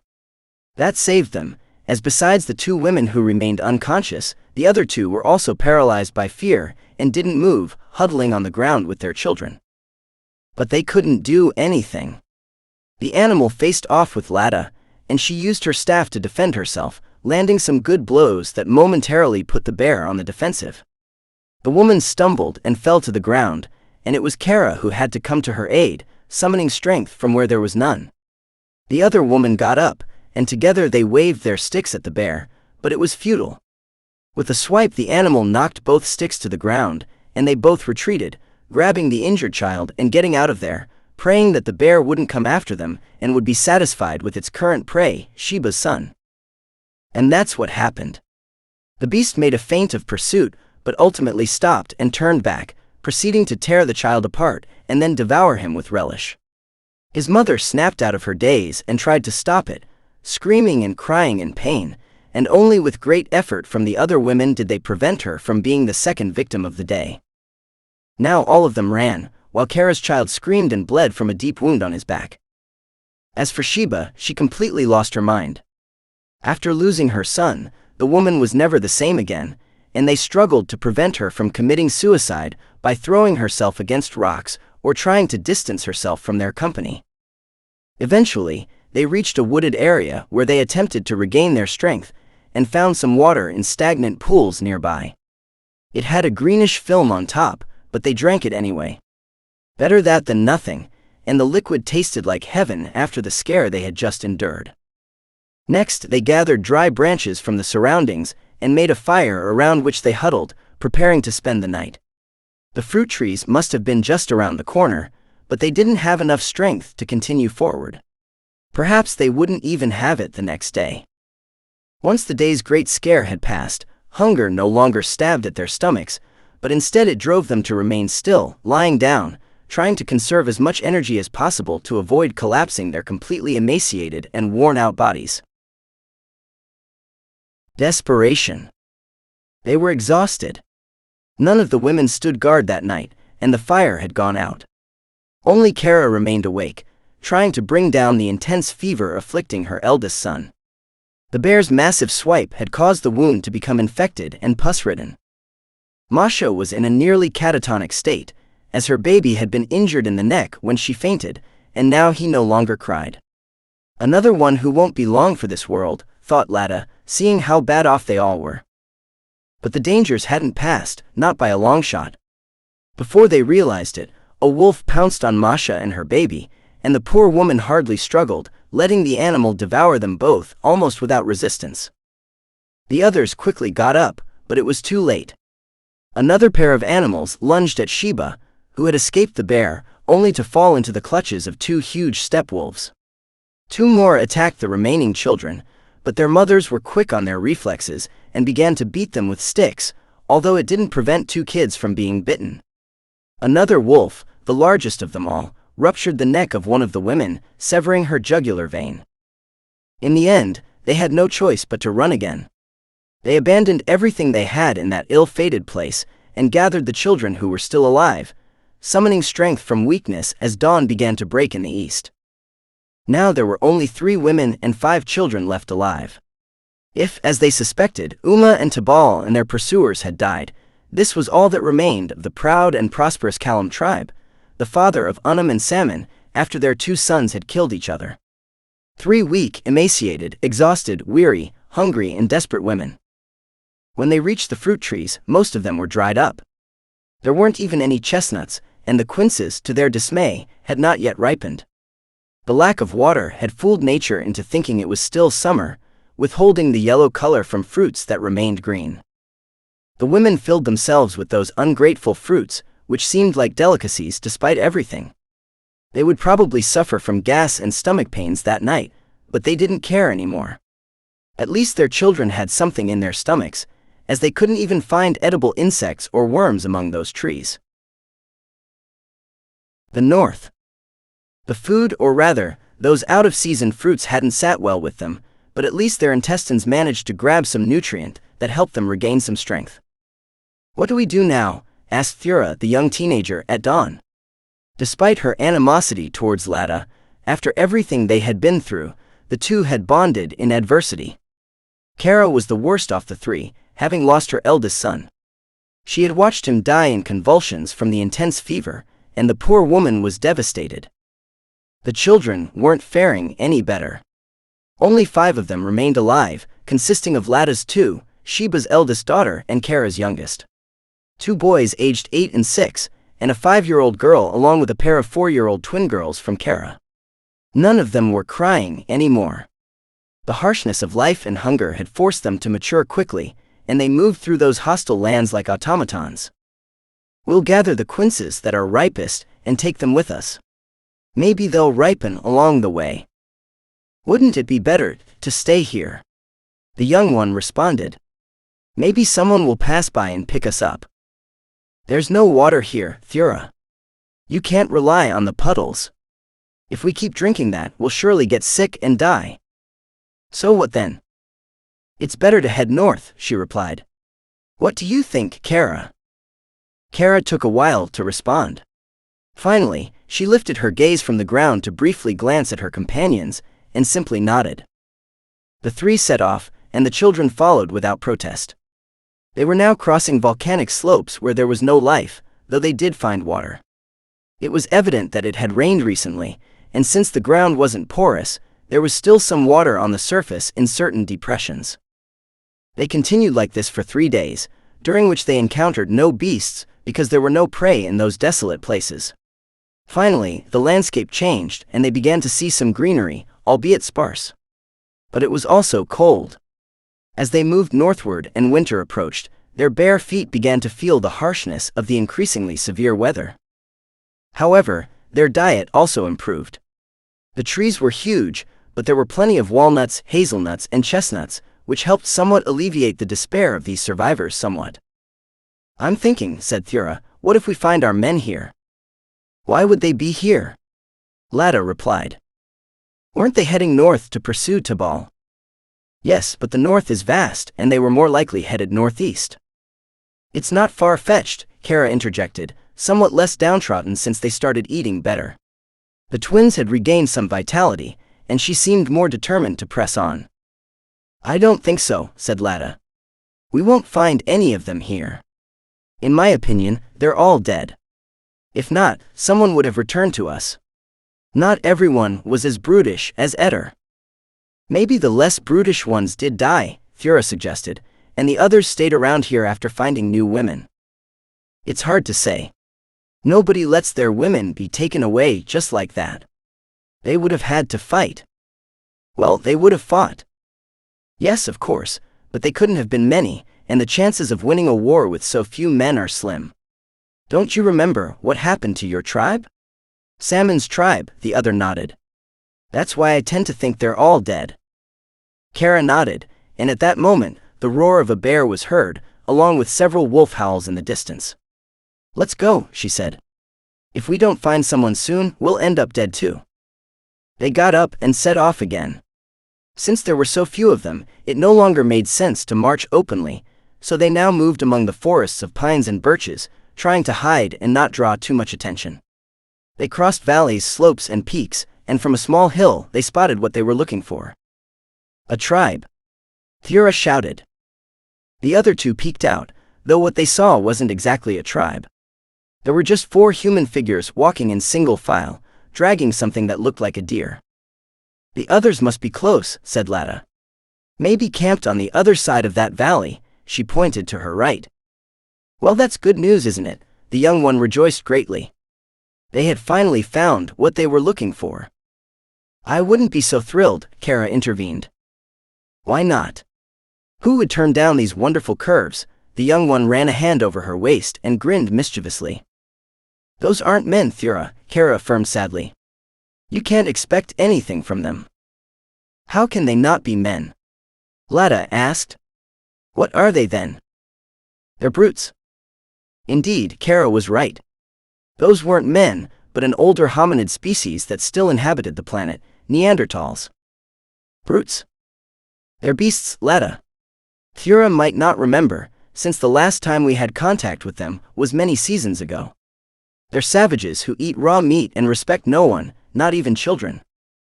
So, what do we do? The young one asked. I didn't realize we had come so far north, Kara said, or maybe they have come very far south this time. They usually live in icy areas and hunt mammoths. Hunting is scarce everywhere, Lada added. If they're so dangerous, it's best to stay here and wait for them to leave. The other two nodded and continued observing the brutes. There were 3 men and 1 woman, enormous, though it was hard to recognize the latter as female. 2 men were blonde, and the woman and the other man were red-haired. All 4 had very fair skin and blue eyes, though it was hard to recognize them under the tangle of hair that covered them below their shoulders. The 4 climbed a slope near them, and all 3 women crouched behind some bushes, urging the children to do the same. But they were discovered, nonetheless. One of the little ones spoke, drawing the attention of the mother, and the brutes stopped, looking in their direction. Run! Kara shouted. Run as fast as you can. The 3 women grabbed the children and began to descend the hill, while behind them, they heard the voices of the 4 Neanderthals who started to chase them.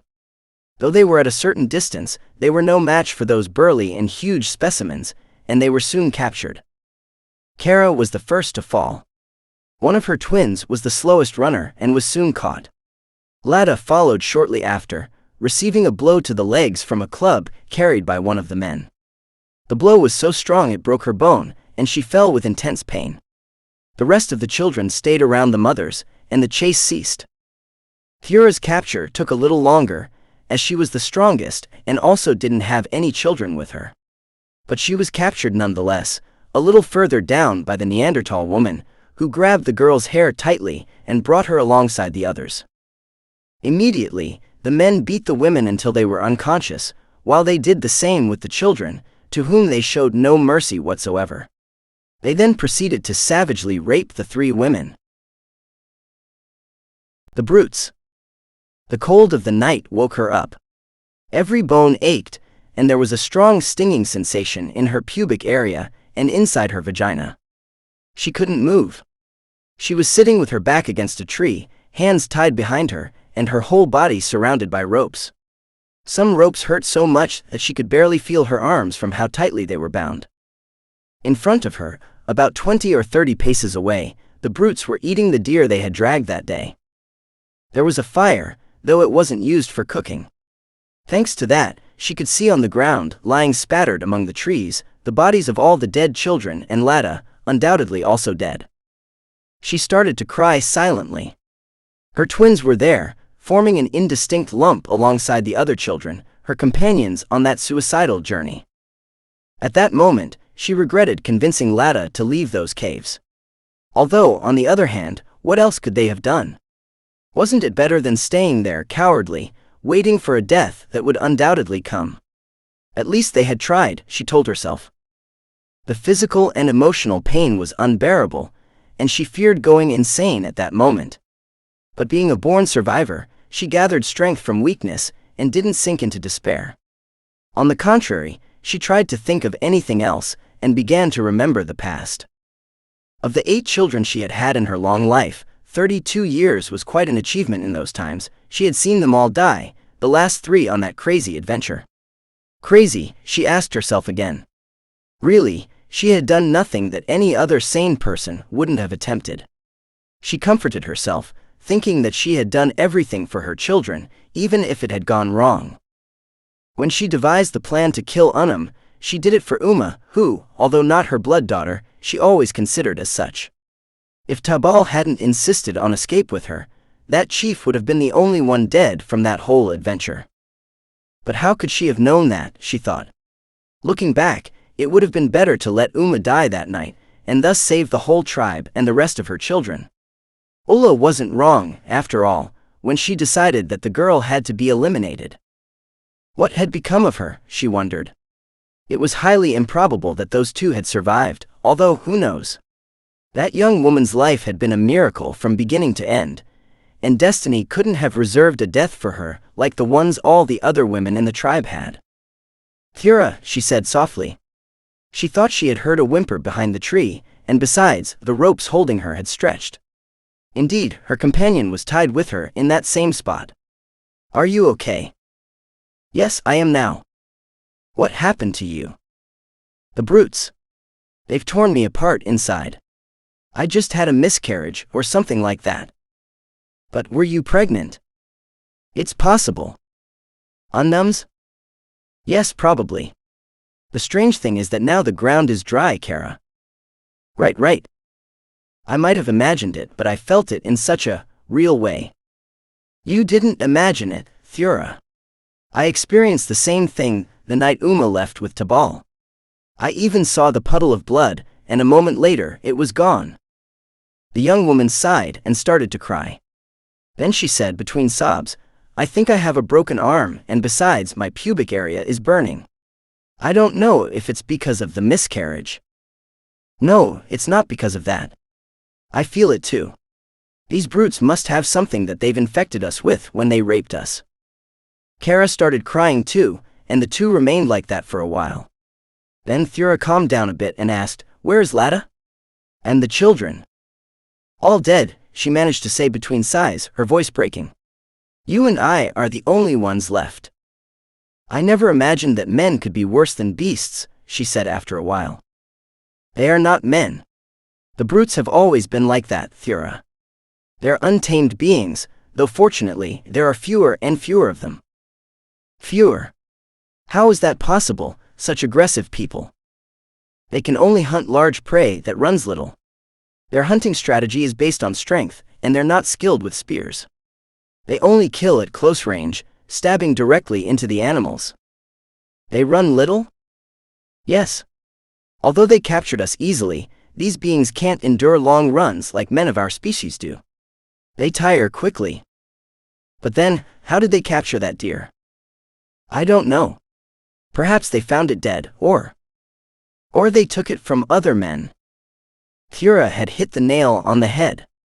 Indeed, that's what had happened.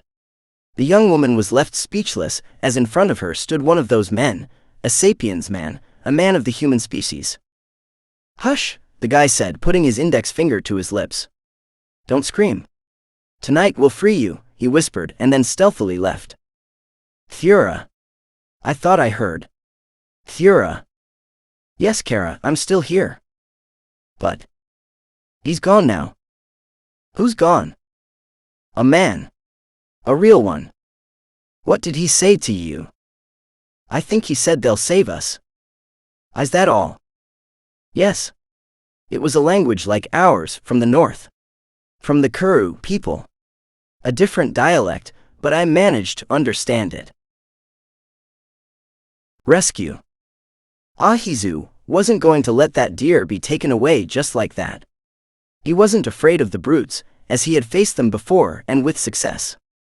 The key was never to engage in hand-to-hand combat, as their strength and size would be insurmountable. Spears had to be used skillfully from a distance, as those creatures had no accuracy and would never hit him with theirs. Moreover, that captive girl was beautiful. She was bruised and had blood on her face, but it was evident that she was young and eager to live. If he managed to save her, she would be his wife, and he would surely give her many children. Like so many other times, he and his companion had tirelessly chased a deer, until it surrendered, exhausted after many hours of pursuit. It was when they were dragging it back to where the tribe had stayed, that the brutes surprised them from behind. There was no choice but to flee, for if they hadn't, they would have been killed on the spot. But he who laughs last laughs best, Ahizu thought, and while his companion recovered from the blows received, they planned to kill them later while they slept. The problem was that that night there was no moon, and when the fire went out, nothing could be seen within that impenetrable forest. Maybe it's for the best, Ahizu, said Boran, his companion. At dawn, they'll be ours. As soon as they come out of the trees, we'll hunt them down one by one. The problem was that the brutes weren't willing to come out of the trees. The next morning, they had another piece of deer for breakfast, and they began to dissect one of the children, undoubtedly with the intention of eating it before it spoiled. They would probably keep the women alive for as long as possible, as there was no better way to preserve food than when it's alive. However, in the meantime, they would take advantage to systematically rape them until that moment arrived. Kara and Thura had fallen asleep from sheer exhaustion, and the latter didn't wake up until Ahizu appeared again. The man had approached with extreme caution, making no noise, and proceeded to cut their ropes with a bone knife. After urging them again not to scream, he said, "You can't escape now. The ground is covered in dry leaves, and you'll make a lot of noise. They'll notice and hunt you down." "When then?" asked Thura anxiously. "I'll give the signal. One of you will run uphill, and the other to the left, towards that rock over there," he pointed. "I suppose they'll split into two groups, and my companion and I will be waiting for them behind the rocks." "But they'll kill you," warned Kara. "No, they won't," the young hunter smiled. "Before they realize it, they'll have a spear through them from end to end." The two women got up slowly, as soon as they heard a whistling sound that simulated the oriole's song. That meant the men were already stationed in the indicated spot. They were stiff, and it took a while for the blood to flow through all their limbs again. The brutes had finished eating and were now drinking water from a small container, which, when Kara looked at it again, turned out to be the severed skull of a human child. If her stomach hadn't been empty, she would have vomited everything she had inside right there.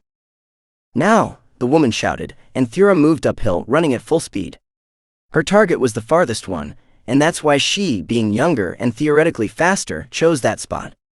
It was feasible to reach it before the brutes caught her. Kara, for her part, headed towards the rocks on the left, on a slightly shorter path.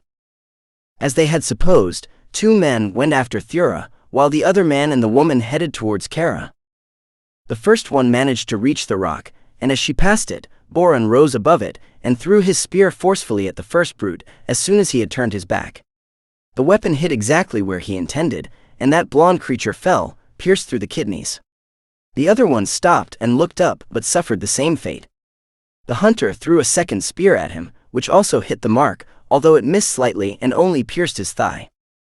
Meanwhile, Kara didn't manage to reach the indicated spot. The long time she had spent tied to that tree took its toll, and as soon as she left, she pulled a muscle in her right calf that prevented her from running. She tried to get there as best she could, limping, but the brute chasing her threw a stone that hit her head and made her collapse on the ground, where she lay as if dead. The Neanderthals didn't have such bad aim after all. But that messed up the plans, and Ahizu had to bail out of his hiding spot earlier than expected. Even though Kara and her pursuers were a bit away, the hunter didn't wait for them to close in. He chucked one of his spears, luckily hitting his mark. The red-haired guy went down, skewered by the sharp weapon, but the woman managed to slip away. Instead of legging it like she should have, she circled back and caught Ahizu off guard, and they got into a scrap. The guy had a rough time of it, though. The woman was taller and stronger, landing him a barrage of blows that almost knocked him out cold more than once. But his agility helped him dodge a bunch, though one of her kicks put him flat on the ground. Meanwhile, Boran had his hands full dealing with the other brute, who yanked the spear out of his thigh and was now threatening him with it. Couldn't run, but Boran started pelting him with stones, one after the other. The barrage did the trick, leaving the other blondie dazed. That's when Boran circled around, until the guy got dizzy and lost track of him. That's when Boran struck from behind, shoving a knife into his kidney, coming out the other side. The brute dropped dead not far from the other one. Over in the other part of the fight, things weren't going well. The Neanderthal woman had Ahizu pinned down, choking him out, and he couldn't do anything about it. But his salvation came thanks to Thura. While Boran dealt with the injured brute, she saw Ahizu was in deep trouble and made her way over. When she got there, she grabbed a rock off the ground, and just as Ahizu was about to die, she leaped on the woman and clocked her hard on the temple. The redhead let go of Ahizu's throat, and he seized the opportunity to break free and grab a knife from his pack. He stabbed the woman in the belly, and she fell back, eyes rolling back.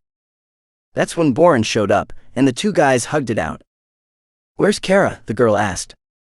"One of the brutes beamed her with a rock," Boran answered. "I reckon she's dead." They all headed over, and found her lying face down on the ground. They flipped her over, and she started gasping, opening her eyes. "Get some water," Thura ordered. Boran headed to a nearby stream and stripped off one of his skins, filling it with water to make a makeshift pouch. When he got back to where the others were, Kara was sitting up, and with everyone's help, they managed to get her to drink some of the liquid. That perked her up, and she started coughing, finally regaining full consciousness. "How you feeling?" Boran asked. "All right," she replied. "But my head's killing me." "You've got a nasty gash," the girl informed her. "But you'll pull through." "What happened to the brutes?" Kara asked. "All dead," Ahizu replied. "You're safe now." "Got any food?" "Nope. But we'll eat what's left of our deer." "They stole it from you, huh?" Both nodded, and one asked, "What about you?" "I'm Boran, and this here's Ahizu." "I'm Thura, and she's Kara. We really appreciate what you've done for us." "We're just glad you're all right," Boran said. "How did they find you? Are those your kids?" He gestured to the children still on the ground. "And where are your men?" "Yeah, those are our kids," Kara answered. "And our men, well, it's a long story. If you don't mind, we'd prefer to eat first." "Of course," Ahizu replied. "Come with us." He grabbed Thura's arm to help her up, but she let out a cry of pain. "What's wrong?" he asked. "My arm. I think it's broken. Those animals broke it yesterday." "Oh, don't worry. When we meet up with our tribe, our healer will fix you up. She's good at splinting broken bones. Done it plenty of times." Next, they roasted what was left of the deer and replenished their strength. Things didn't seem so bad after all. After so many days, at least 2 people had survived, though all the children had perished. That was a pain Kara carried deep inside, though she held on to hope of bearing more in the future. They'd been through tough times. Really tough. But to varying degrees, that woman had experienced similar situations before. That was life in that remote and wild past. Kara faced life as a roller coaster of bad moments and good ones, of hunger and need, of tiredness and exhaustion, with others where life was bearable and sometimes, just sometimes, wonderful, though always admirable. The present was a sigh, and the future didn't exist. The sun that rose today could be the last, and anything was possible in life's odyssey. Destiny. Before heading off to where they were awaited, the 2 women washed their pubis in the cold stream running down the slope. The itching and stinging had become unbearable, and this provided some relief. The tribe to which their rescuers belonged wasn't much larger than the one they came from. In fact, it had a significant deficit of women, as the majority had died in childbirth or due to the cold. Many millennia still lay ahead before the permanent ice retreated and the Ice Age ended, revealing countless lands that had been under snow until then. Most of humanity lived there, in that narrow strip between icy and desert climates, struggling to find their place in the adventure of life. Ahizu turned out to be quite a gentleman, and Boron, his companion, was no less so. Both took a keen interest in the rescued women, and in time took them as wives. But their happiness didn't last long. The fate of Unnum's lineage was marked with the sign of destruction and doomed to disaster. In the case of those survivors, gonorrhea, a disease to which the brutes were immune, ultimately claimed them and much of their new tribe. Only one pair of young people, an exceptional couple if there ever was one, seemed to escape that cruel fate momentarily. The escape. Stop, Tabal. Stop. As soon as they exited the cave, they started running like crazy, and for good reason. Tabal thought Eder would come out right after them, and they needed to take as much distance as possible. He was on guard, frequently looking back, knowing that sooner or later he would have to engage in a fight, this time to the death. Fortunately, the pursuit didn't happen immediately, allowing them to gain some advantage, but they had been running for a long time, and Umo was completely exhausted. The girl stopped and bent forward, placing her hands on her knees as she tried to catch her breath. For a girl like her, with such large breasts, running was a rather ungrateful task. "We can't stop. We have to keep going," he urged. "We need to gain ground before they come after us. Let's go." "I can't, Tabal. Let me rest at least for a while." The young man looked at his companion. Her chest rose and fell spasmodically, and her face showed great agitation. Since they fled the cave, Tabal had maintained a gentle pace, knowing that females don't endure the run well. But they couldn't stop for long. At least not yet. While Uma recovered, he glanced around. The full moon flooded the vastness of the horizon with silver light, and he could see mountains in the distance that they had to reach before sunrise. There, they would hide and spend the day in concealment, watching to ensure they weren't overtaken. "They'll catch us, Tabal. They are expert runners." "So am I." "But I'm not," she replied. "And you'll have to keep my pace. We should have stayed there." "Do you want to die tomorrow?" he growled. "I'm not going to die. I already told you." "Nonsense. Ulla is ruthless and thirsty for blood. Your death is certain. Don't you understand?" In truth, Tabal was not entirely wrong. Apart from superstition, the sorceress decided to kill her upon contemplating the girl's beauty. The peculiarity of those large breasts would have driven men mad, causing them to fight over her. Her very existence was a source of discord, and would surely lead to disputes among them, as had already happened.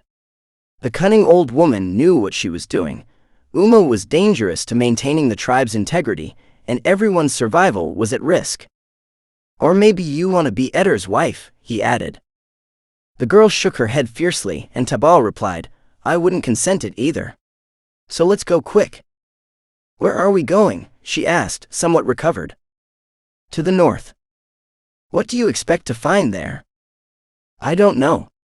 We've never gone this far.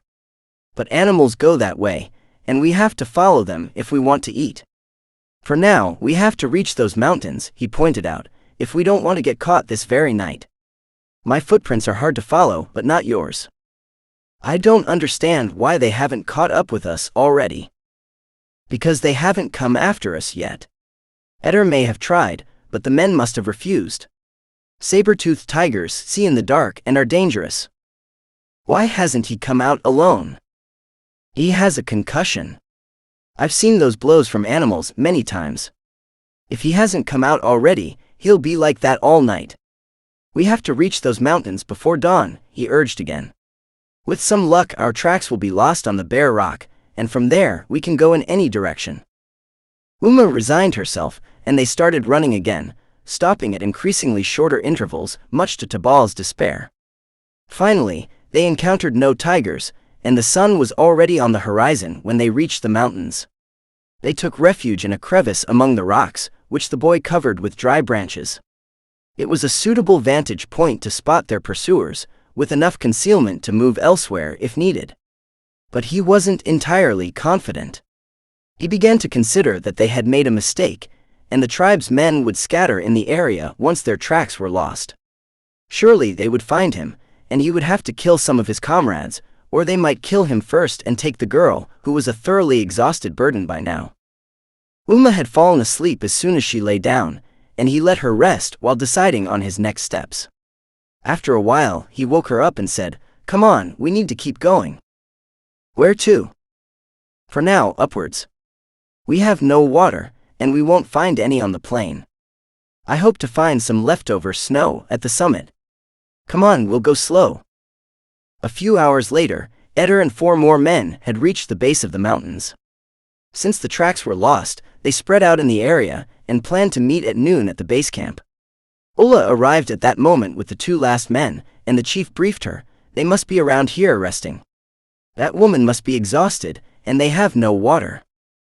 "We'll climb to the top," said the old woman. "We'll catch them there." However, the summit was not a singular place, but rather a collection of scattered peaks. The 8 tribe members split into pairs and began tracking, with the sorceress staying with Eder. Meanwhile, well into the afternoon, the fugitives had loaded several dove-skin water pouches with melted snow and tied them to their waists with wicker straps.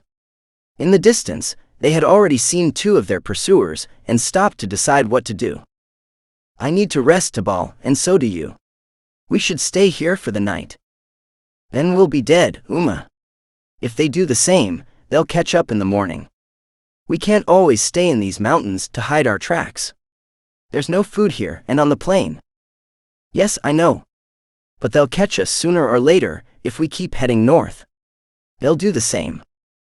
Tabal closed his eyes and clenched his fists. She was right. The cold was intense, despite being wrapped in deer hides.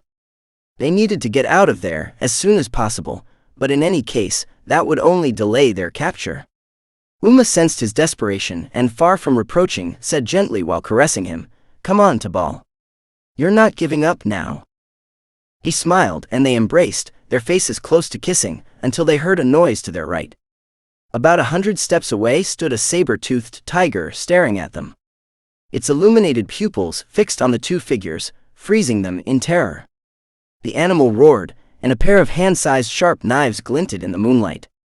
The young ones turned around and started running downhill, but Uma slipped and began rolling down the slope covered with dry moss, barely cushioning the blows. Tabal still maintained his balance, but the tiger was getting closer. Finally, in the nick of time, the girl entered a narrow crevice between 2 rocks, and he did the same, taking refuge beside her.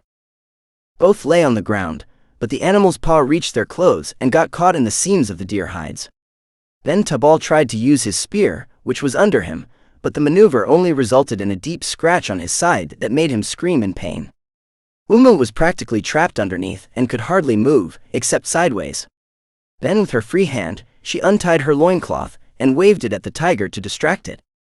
At that moment, Tabal seized the opportunity to finally grab the spear and thrust it forcefully into the animal's leg. It roared loudly and withdrew slightly from the crevice entrance. However, hunger prevailed over pain, and it attempted again with its claws. It was a bad idea. Another thrust forced it to retract its paw, and the animal understood that it wouldn't gain anything from these preys. "Are you okay, Tabal? It stings a lot." Uma turned to the right, trying to look diagonally, and that's when she saw the tiger leaving. Then she stood up, took one of her dove-skin water pouches, and tried to clean the wound on her companion's side. "We shouldn't waste water," he interjected. "It's my water, and I'll do with it what I want." She looked towards the moon, now shining brightly on the horizon. "Besides, by this hour I should already be dead, so as I told you, I've triumphed over death." Tabal smiled and stepped away from her to look as well. Then he said, "The tiger has gone, but it won't be far. We should stay here to rest until dawn. After that, I'm afraid I'll have to fight it." "Fight the tiger?" "Yes," he affirmed with seriousness. "It knows we're here and it will wait for us." "But can you do it? What about your wound?" "The wound isn't deep. It will heal. Tomorrow in the fray, I won't feel it. But I'd rather fight it than face Eder. The beast will most likely kill me, but at least you can escape while it devours me. Oh, Tabal. Don't say that. Women aren't used to seeing these things, but I once witnessed a fight with 3 men wielding spears against one of these tigers, and it killed them all. I don't think I stand a chance, he concluded. But for now, let's sleep. The tiger. Being so close, they didn't feel the cold, and despite the uncomfortable position, they didn't wake up until well into the day. They had stayed embraced throughout the night, until he slightly raised himself, sticking his head out from one of the rocks that formed their shelter. It must be nearby. I have to go out. No, Tabal, I don't want to see you die. If we stay here, we'll die anyway, he assured, getting up. But she grabbed his hand, pulling him towards her to give him a kiss. He smiled and went outside. The slope they were on consisted of granite stones with scattered pine trees, not enough for hiding from the tiger or the tribe's men. He crouched down, preparing to crawl to explore the terrain, but it was already too late. They had spotted him as soon as he peeked his head out. "Alu, Alu," one of the men shouted. "They're here." Less than 200 steps above them was Shakat, signaling to his companion about their location. Being a skilled tracker, he didn't make the mistake of turning his head towards Alu when he called, so Tabal couldn't pinpoint where he was. Immediately, he pulled Uma out of the shelter and grabbed her hand, preparing to flee down the easiest path, the one most suitable for the girl. But she couldn't run too much because the bruises she had suffered the day before, rolling down the slope, hurt her. So she said, "Save yourself, Tabal. Don't follow me. I'll never leave you. Come on." But the escape didn't last long. About 40 steps away, Alu emerged over a rise, and Shakat was already a similar distance behind them. Then they started climbing again, knowing they would be caught immediately. The boy's hope was to reach some rocks higher up, always at a greater distance from the spear's throw, where he could take cover and attempt to fight hand-to-hand from an elevated position. They were about to achieve it when a spear struck the ground just a few inches behind them. Their pursuers were too close, and Tabal threw one of his spears at them, but it didn't reach any. Capture was imminent, and the 2 warriors continued ascending to catch them when the miracle happened. The saber-toothed tiger emerged over the rock and pounced on the 2 men, crushing Alu to death. Shakat had a bit more reflexes and managed to thrust a spear into the animal's side, but not with enough force to prevent the tiger from subsequently lunging at him, piercing his neck with one of its sabers. Uma and Tabal were crouched under the rock, watching the scene with wide eyes. Soon, the boy realized that the tiger hadn't attacked them, despite being closer, because they were hidden under the same stone it had pounced on. Either way, the 2 were still alive, although their hearts were racing despite being paralyzed by fear. The hungry tiger was now devouring Shakat's abdomen with great voracity, and they took advantage of the stealth to try to escape. Slowly, they moved to the side until they lost sight of the tiger behind a ridge, and then they ran at full speed. Uma no longer felt the bruises and ran almost as fast as her companion until they reached a small valley between the mountains, where they stopped, completely exhausted. "What are we going to do now?" the girl asked, panting. Tabal caught his breath and looked around. After a moment he said, "If they see us moving along the slope, they can spot us from afar. We have to hide. It's less likely they'll see us if we stay still. The range is vast, and with a bit of luck, they won't find us. Especially now that they've lost two less to spread out and search. How long do we have to stay hidden?" "Until nightfall. Then they'll sleep. We'll stop until then, next to those rocks," he pointed to his right. "The moon will take a while to rise, and we'll march in the darkness." "Where to? North?" He nodded. "But they'll go there," Uma warned, stating the obvious. "What's the use of taking another advantage if, in a day or two, they'll be upon us?" Tabal turned his head and looked towards the horizon. The girl was right. Then he seemed to consider something, and that's when he decided. "Well then, we'll go east." "East?" "Yes." "What's in the east?" "The desert." "The desert?" "Yes." They won't follow us there. No one in their right mind would dare to go to that place. Oh. And what about us? Are we crazy or what? Tabal smiled and looked at her tenderly. You're immortal, aren't you?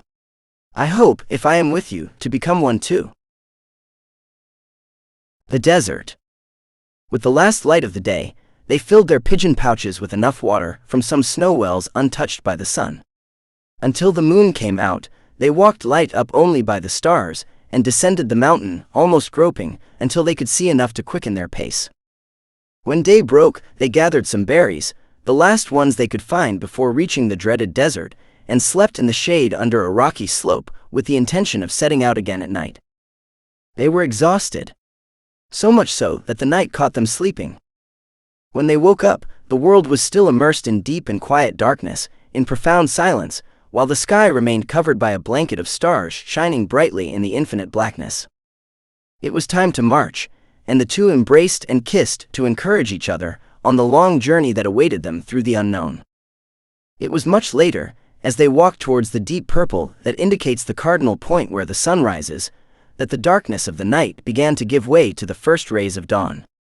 At that moment, delicate and faint colors started to illuminate the horizon, creating a spectacle of lights and shadows on the sand dunes.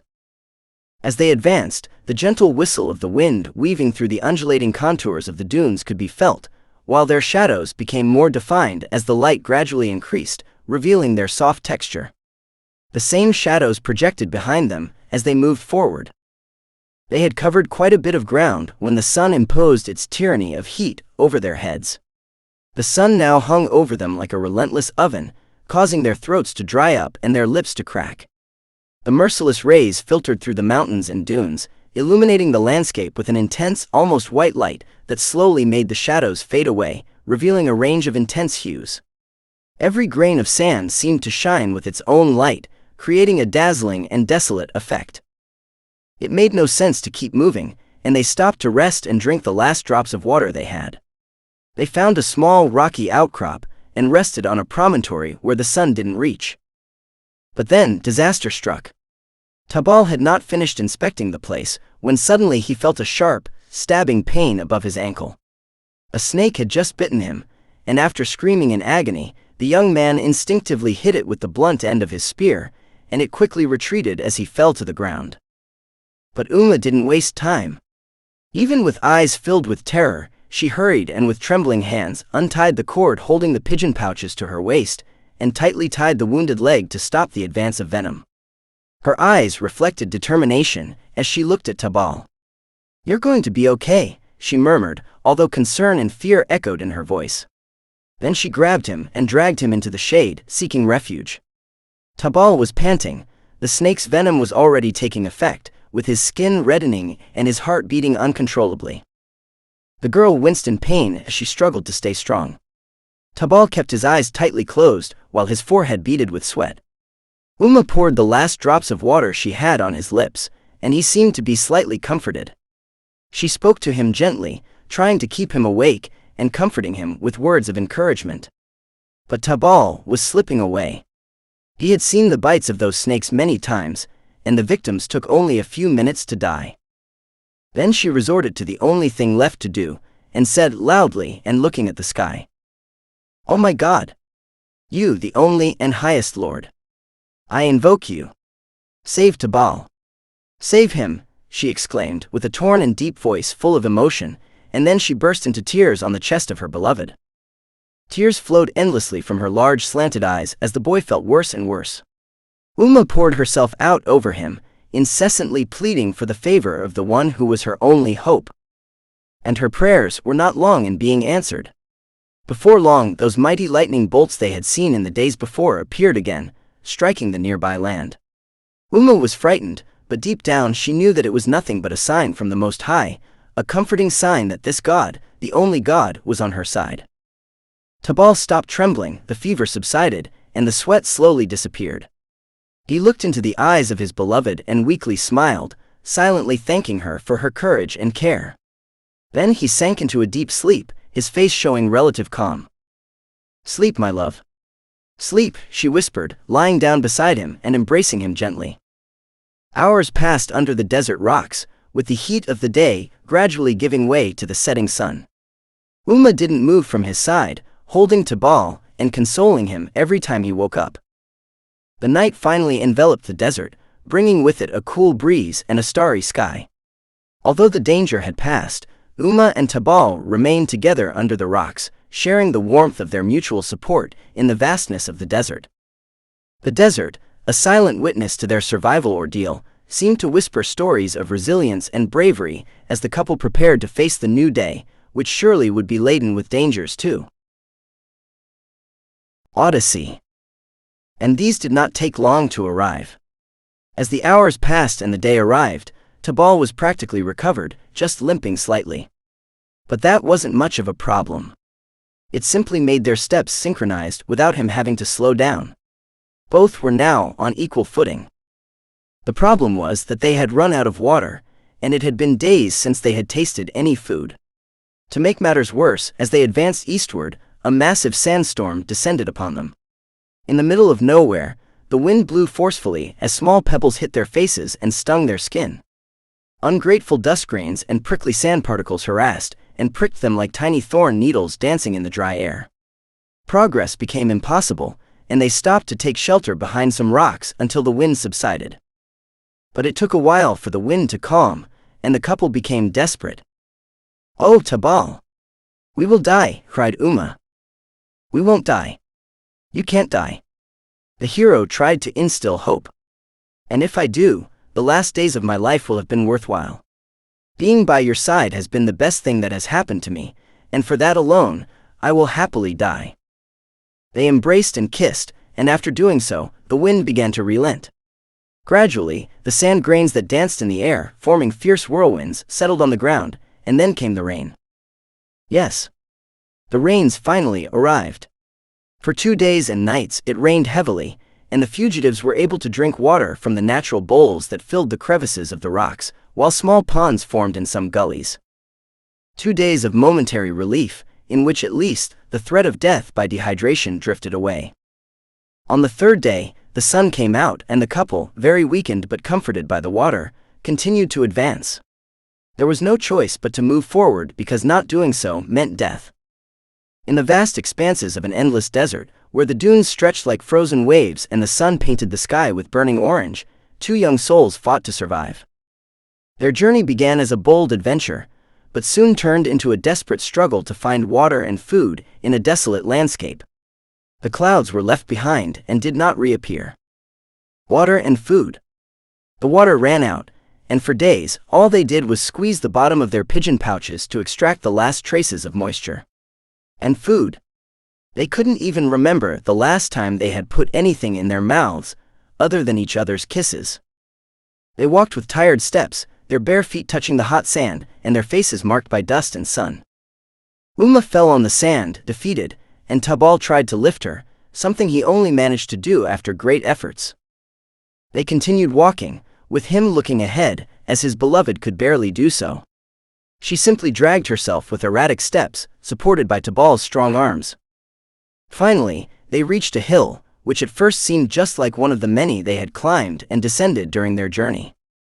But from there, they saw something that seemed too good to be true, a glimmer of green in the distance. Could it be a mirage? Tabal made Uma look in that direction to see if she saw the same thing, and her squinted eyes suddenly widened. "An oasis," they both shouted. With renewed strength they ran towards it, leaving behind fatigue and despair. That green spot was far away, but joy was the engine that moved their legs, and they soon reached it. When they arrived, they found themselves before a dazzling oasis with palm trees swaying gently in the breeze, a pond of crystal-clear water, and ripe fruits hanging from the branches. They knelt by the water and drank eagerly, letting tears of relief mix with the coolness of the life-giving liquid. The ground was covered with brightly colored flowers, and the air was infused with the sweet aroma of nature. A gentle breeze moved the tree leaves, creating a tranquil and serene symphony. They ventured into the oasis, letting the soft grass caress their bare feet, and discovering lush fruit trees laden with delicious and juicy fruits, whose branches bent under the weight of apples, oranges, mangoes, and other exotic delights. Bliss flooded their hearts as they devoured those delicacies, feeling the energy and life returning to their bodies. At that moment, they looked at each other, sharing a deep connection that only those who have suffered together can understand. In their gaze there was gratitude, love, and the promise that from that day forward, they would be a beacon of hope for each other amid life's challenges. Having overcome countless challenges and walked through the scorching desert, Uma and Tabal found themselves in front of an unexpected paradise. Before them stretched a fertile and lush oasis in the midst of the vast and arid wasteland. They realized that they had found more than just water and food. They had discovered a home, a refuge amid the unforgiving nature, a paradise, an Eden. And they wasted no time. After eating and satisfying their hunger, they both undressed and bathed, laughed and played, and when they emerged from the water, they caressed each other, kissed, and made love. It seemed as if all the sorrows, all the hardships, fear, pain, hunger, and thirst had been nothing more than a nightmare in the middle of the night, a momentary unease that had transformed into joy and love. Uma and Tabal savored each other until a spear impaled just inches from their naked bodies. Eder had found them. The Eden. Of the 8 men who initiated the pursuit, 2 were devoured by the saber-toothed tiger, and another 2 perished in the mountains, attacked by a bear. When their trail was lost in the mountains, the one-eyed man wanted to head north, as originally planned, since that was the predictable path Tabal would take. But the sorceress had a vision. The gods, or rather, the demon, communicated that they had to march east, and she conveyed this to Eder. He hesitated, but ever since the old woman discovered that well in the middle of nowhere, the day they killed the aurochs, he blindly trusted her judgment. However, the other 2 men were not as agreeable to traveling to the desert, and they protested vehemently. Nevertheless, they obeyed, but soon met their demise. One fell off a cliff, and the other was bitten by the same snake that bit Tabal, dying immediately. Only 2 remained in this capture expedition, the 2 most wicked, Ulla and Eder. Blinded by hatred, they did not waver in their determination to capture the young couple and put them to death. Driven by the devil himself, they endured the cold, the heat, hunger and thirst, in a fierce pursuit that had finally borne fruit. Tabal had left his weapons at the entrance of the oasis, and was defenseless against Eder's attack. He tried to pick up the spear that had lodged next to him, but the impact on the ground had been tremendous, and the tip had shattered. Uma sought refuge behind him, and the poor girl began to tremble with fear, her heart pounding rapidly. Meanwhile, Ulla laughed heartily, with an evil laughter, as if the devil himself were laughing inside her. The 2 approached the couple, and Eder raised another spear to strike the boy. Tabal considered himself dead, as at that distance, the one-eyed man could not miss. He thought about fleeing, but that would expose the girl, and really he was ready to die before she did. Eder smiled, and when he was about to throw, he couldn't complete the hit. A bolt from the sky struck directly onto the spear, reducing it to ashes and also striking him. An instant later, another lightning bolt did the same to Ulla, and the 2 turned into black scum that was immediately swallowed by the earth. Tabal and Uma looked at each other, not quite understanding what had happened. After the lightning that struck down their enemies, a gentle wind began to blow from the center of paradise, and behind a leafy tree appeared a figure. It was a radiant man who filled them with terror. Uma remained protected behind the boy, and he once again missed his weapons. The newcomer read his thoughts and said, "Do not fear, Tabal, for you have found favor with God." At that moment the 2 calmed down, and the boy asked, "Who are you? Are you Balak?" "My name is Gabriel, and I am the messenger of the Most High God, the only one that exists." The young ones were perplexed, and great peace flooded their spirits. Gabriel continued, "The Lord has seen the goodness in your hearts, and has chosen you to form a great family. Tabal, from now on you shall be called Adam, and your wife shall be called Eve, and you shall be the parents of all the living.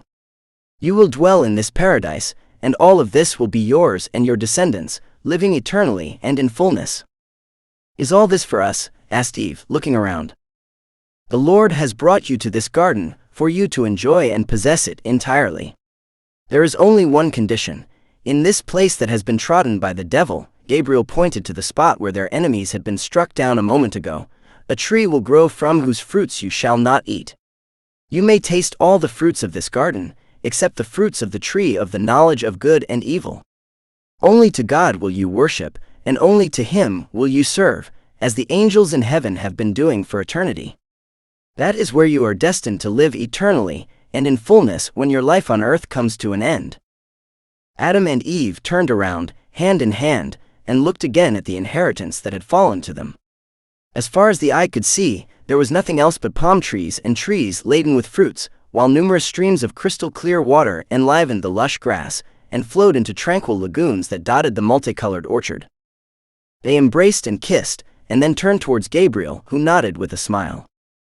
Next the couple knelt and both bowed their heads. "Behold the servants of the Lord," said Adam. "Let it be done according to His will." "So be it," confirmed Eve. The angel blessed the two with his right hand, and then departed. Meanwhile, the cursed tree began to sprout from the earth. Postface. As you all know, our protagonists disobeyed God, and deceived by the devil, they desired to be equal to the one who gave them life. Consequently, they were expelled from paradise, and forced to return to the world from which they came. There, their descendants mingled with the descendants of other tribes east of Eden, and their progeny became numerous. Eventually, there was no one on earth who could not trace their origins back to the first couple chosen by God. Despite everything, despite returning to a state of need, he did not retract his promises, and although deprived of earthly pleasure, the lineage of Tabal and Uma remained immortal and destined for even greater joy in another paradise beyond earth. But that's another story. The most wonderful story ever told, starring the very Son of God. A story that is written in a very famous book that you probably have in your home. Read it, and it will change your life. Author's note. This story was originally published as part of a novel called When Women Rule the World. If you enjoyed reading it, you can complete the story and put it in context by downloading that one. You can obtain it in the same site where you have obtained this one, or in the following links. https://archive.org/details/when-women-rule-the-world. https://freetutorial.com/s/book/when-women-rule-the-world. You can contact the author by writing an email to xantacore@live.com.